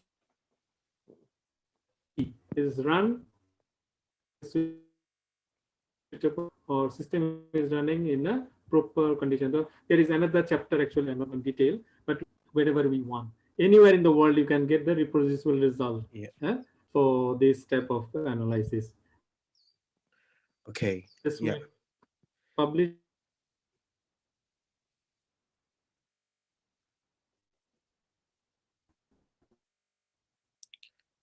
Hello, Dr. Hilal.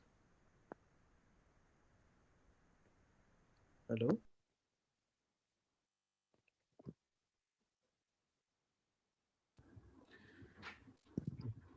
Hello. Hello, Dr. Hilal. Yes, yes. Yeah. Okay. Yeah. Yeah. Okay, Dr. Hilal. Unfortunately, it's already 10:30 now, and I Yeah, it's think 11:30. Yes. yeah, I will. We Take a will longer. keep. Yeah. No, we start also a little bit late. Yeah. Yeah, and then I will invite you in the WhatsApp group, and then we will share the materials, and then if some questions raised, and then we would like to clarify, or all the students would like to ask, please, I think simply ask in the VA group, or we will ask for clarifications in the lectures next Saturday.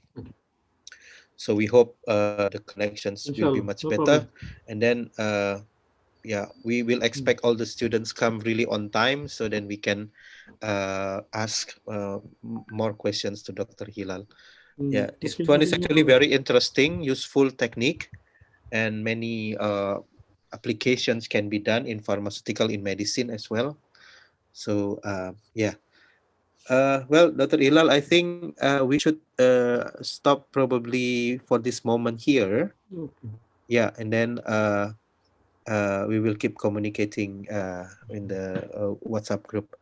Okay, thank you very much, Dr. Hilal.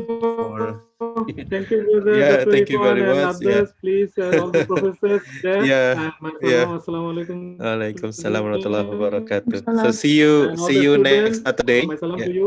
yeah, Inshallah. Thank you very much. See you yeah. in the next week, inshallah. Next week, inshallah. Assalamualaikum warahmatullahi wabarakatuh. Thank you very much. Jazakallah khair. Waalaikumsalam. Waalaikumsalam warahmatullah. Okay, ya, so jadi kuliah kita pada hari ini cukup dulu sekian. Nanti akan tolong nanti dipelajari, ya, dipelajari slide dari Dr. Hilal, dan kemudian ya, jadi tugas untuk master student kita kan memang banyak self study. Jadi di YouTube juga banyak ya informasi tentang GC, mohon dipelajari. Sabtu depan kita akan mungkin lebih banyak berdiskusi ya. So Dr. Hilal, I asked them to pay attention for the slides that you will send to us, and then also self-learning for more understanding about this technique, because today is actually introduction for the GC NLC system. So I think it should be, there are many informations in the internet about this. So next week we will come up with more fruitful questions. So to get more knowledge from Dr. Hilal. Okay. Yeah. Yeah, I think we should stop now. Okay, Yeah. inshallah. Thank No you very problem. Please much. do. Okay, thank you. Assalamualaikum. Waalaikumsalam. Okay. See you all for the students. So keep healthy, yeah, keep a good work as well, and good study. So we see each other on next Saturday, inshallah. So we finish our lecture today by saying Alhamdulillah, praise to the Lord for all the bless that we have today. Yeah, good morning, very good morning, and have a good day. Assalamualaikum warahmatullahi wabarakatuh. Waalaikumsalam. Okay. Thank you very much, Dr. Hilal. Assalamualaikum.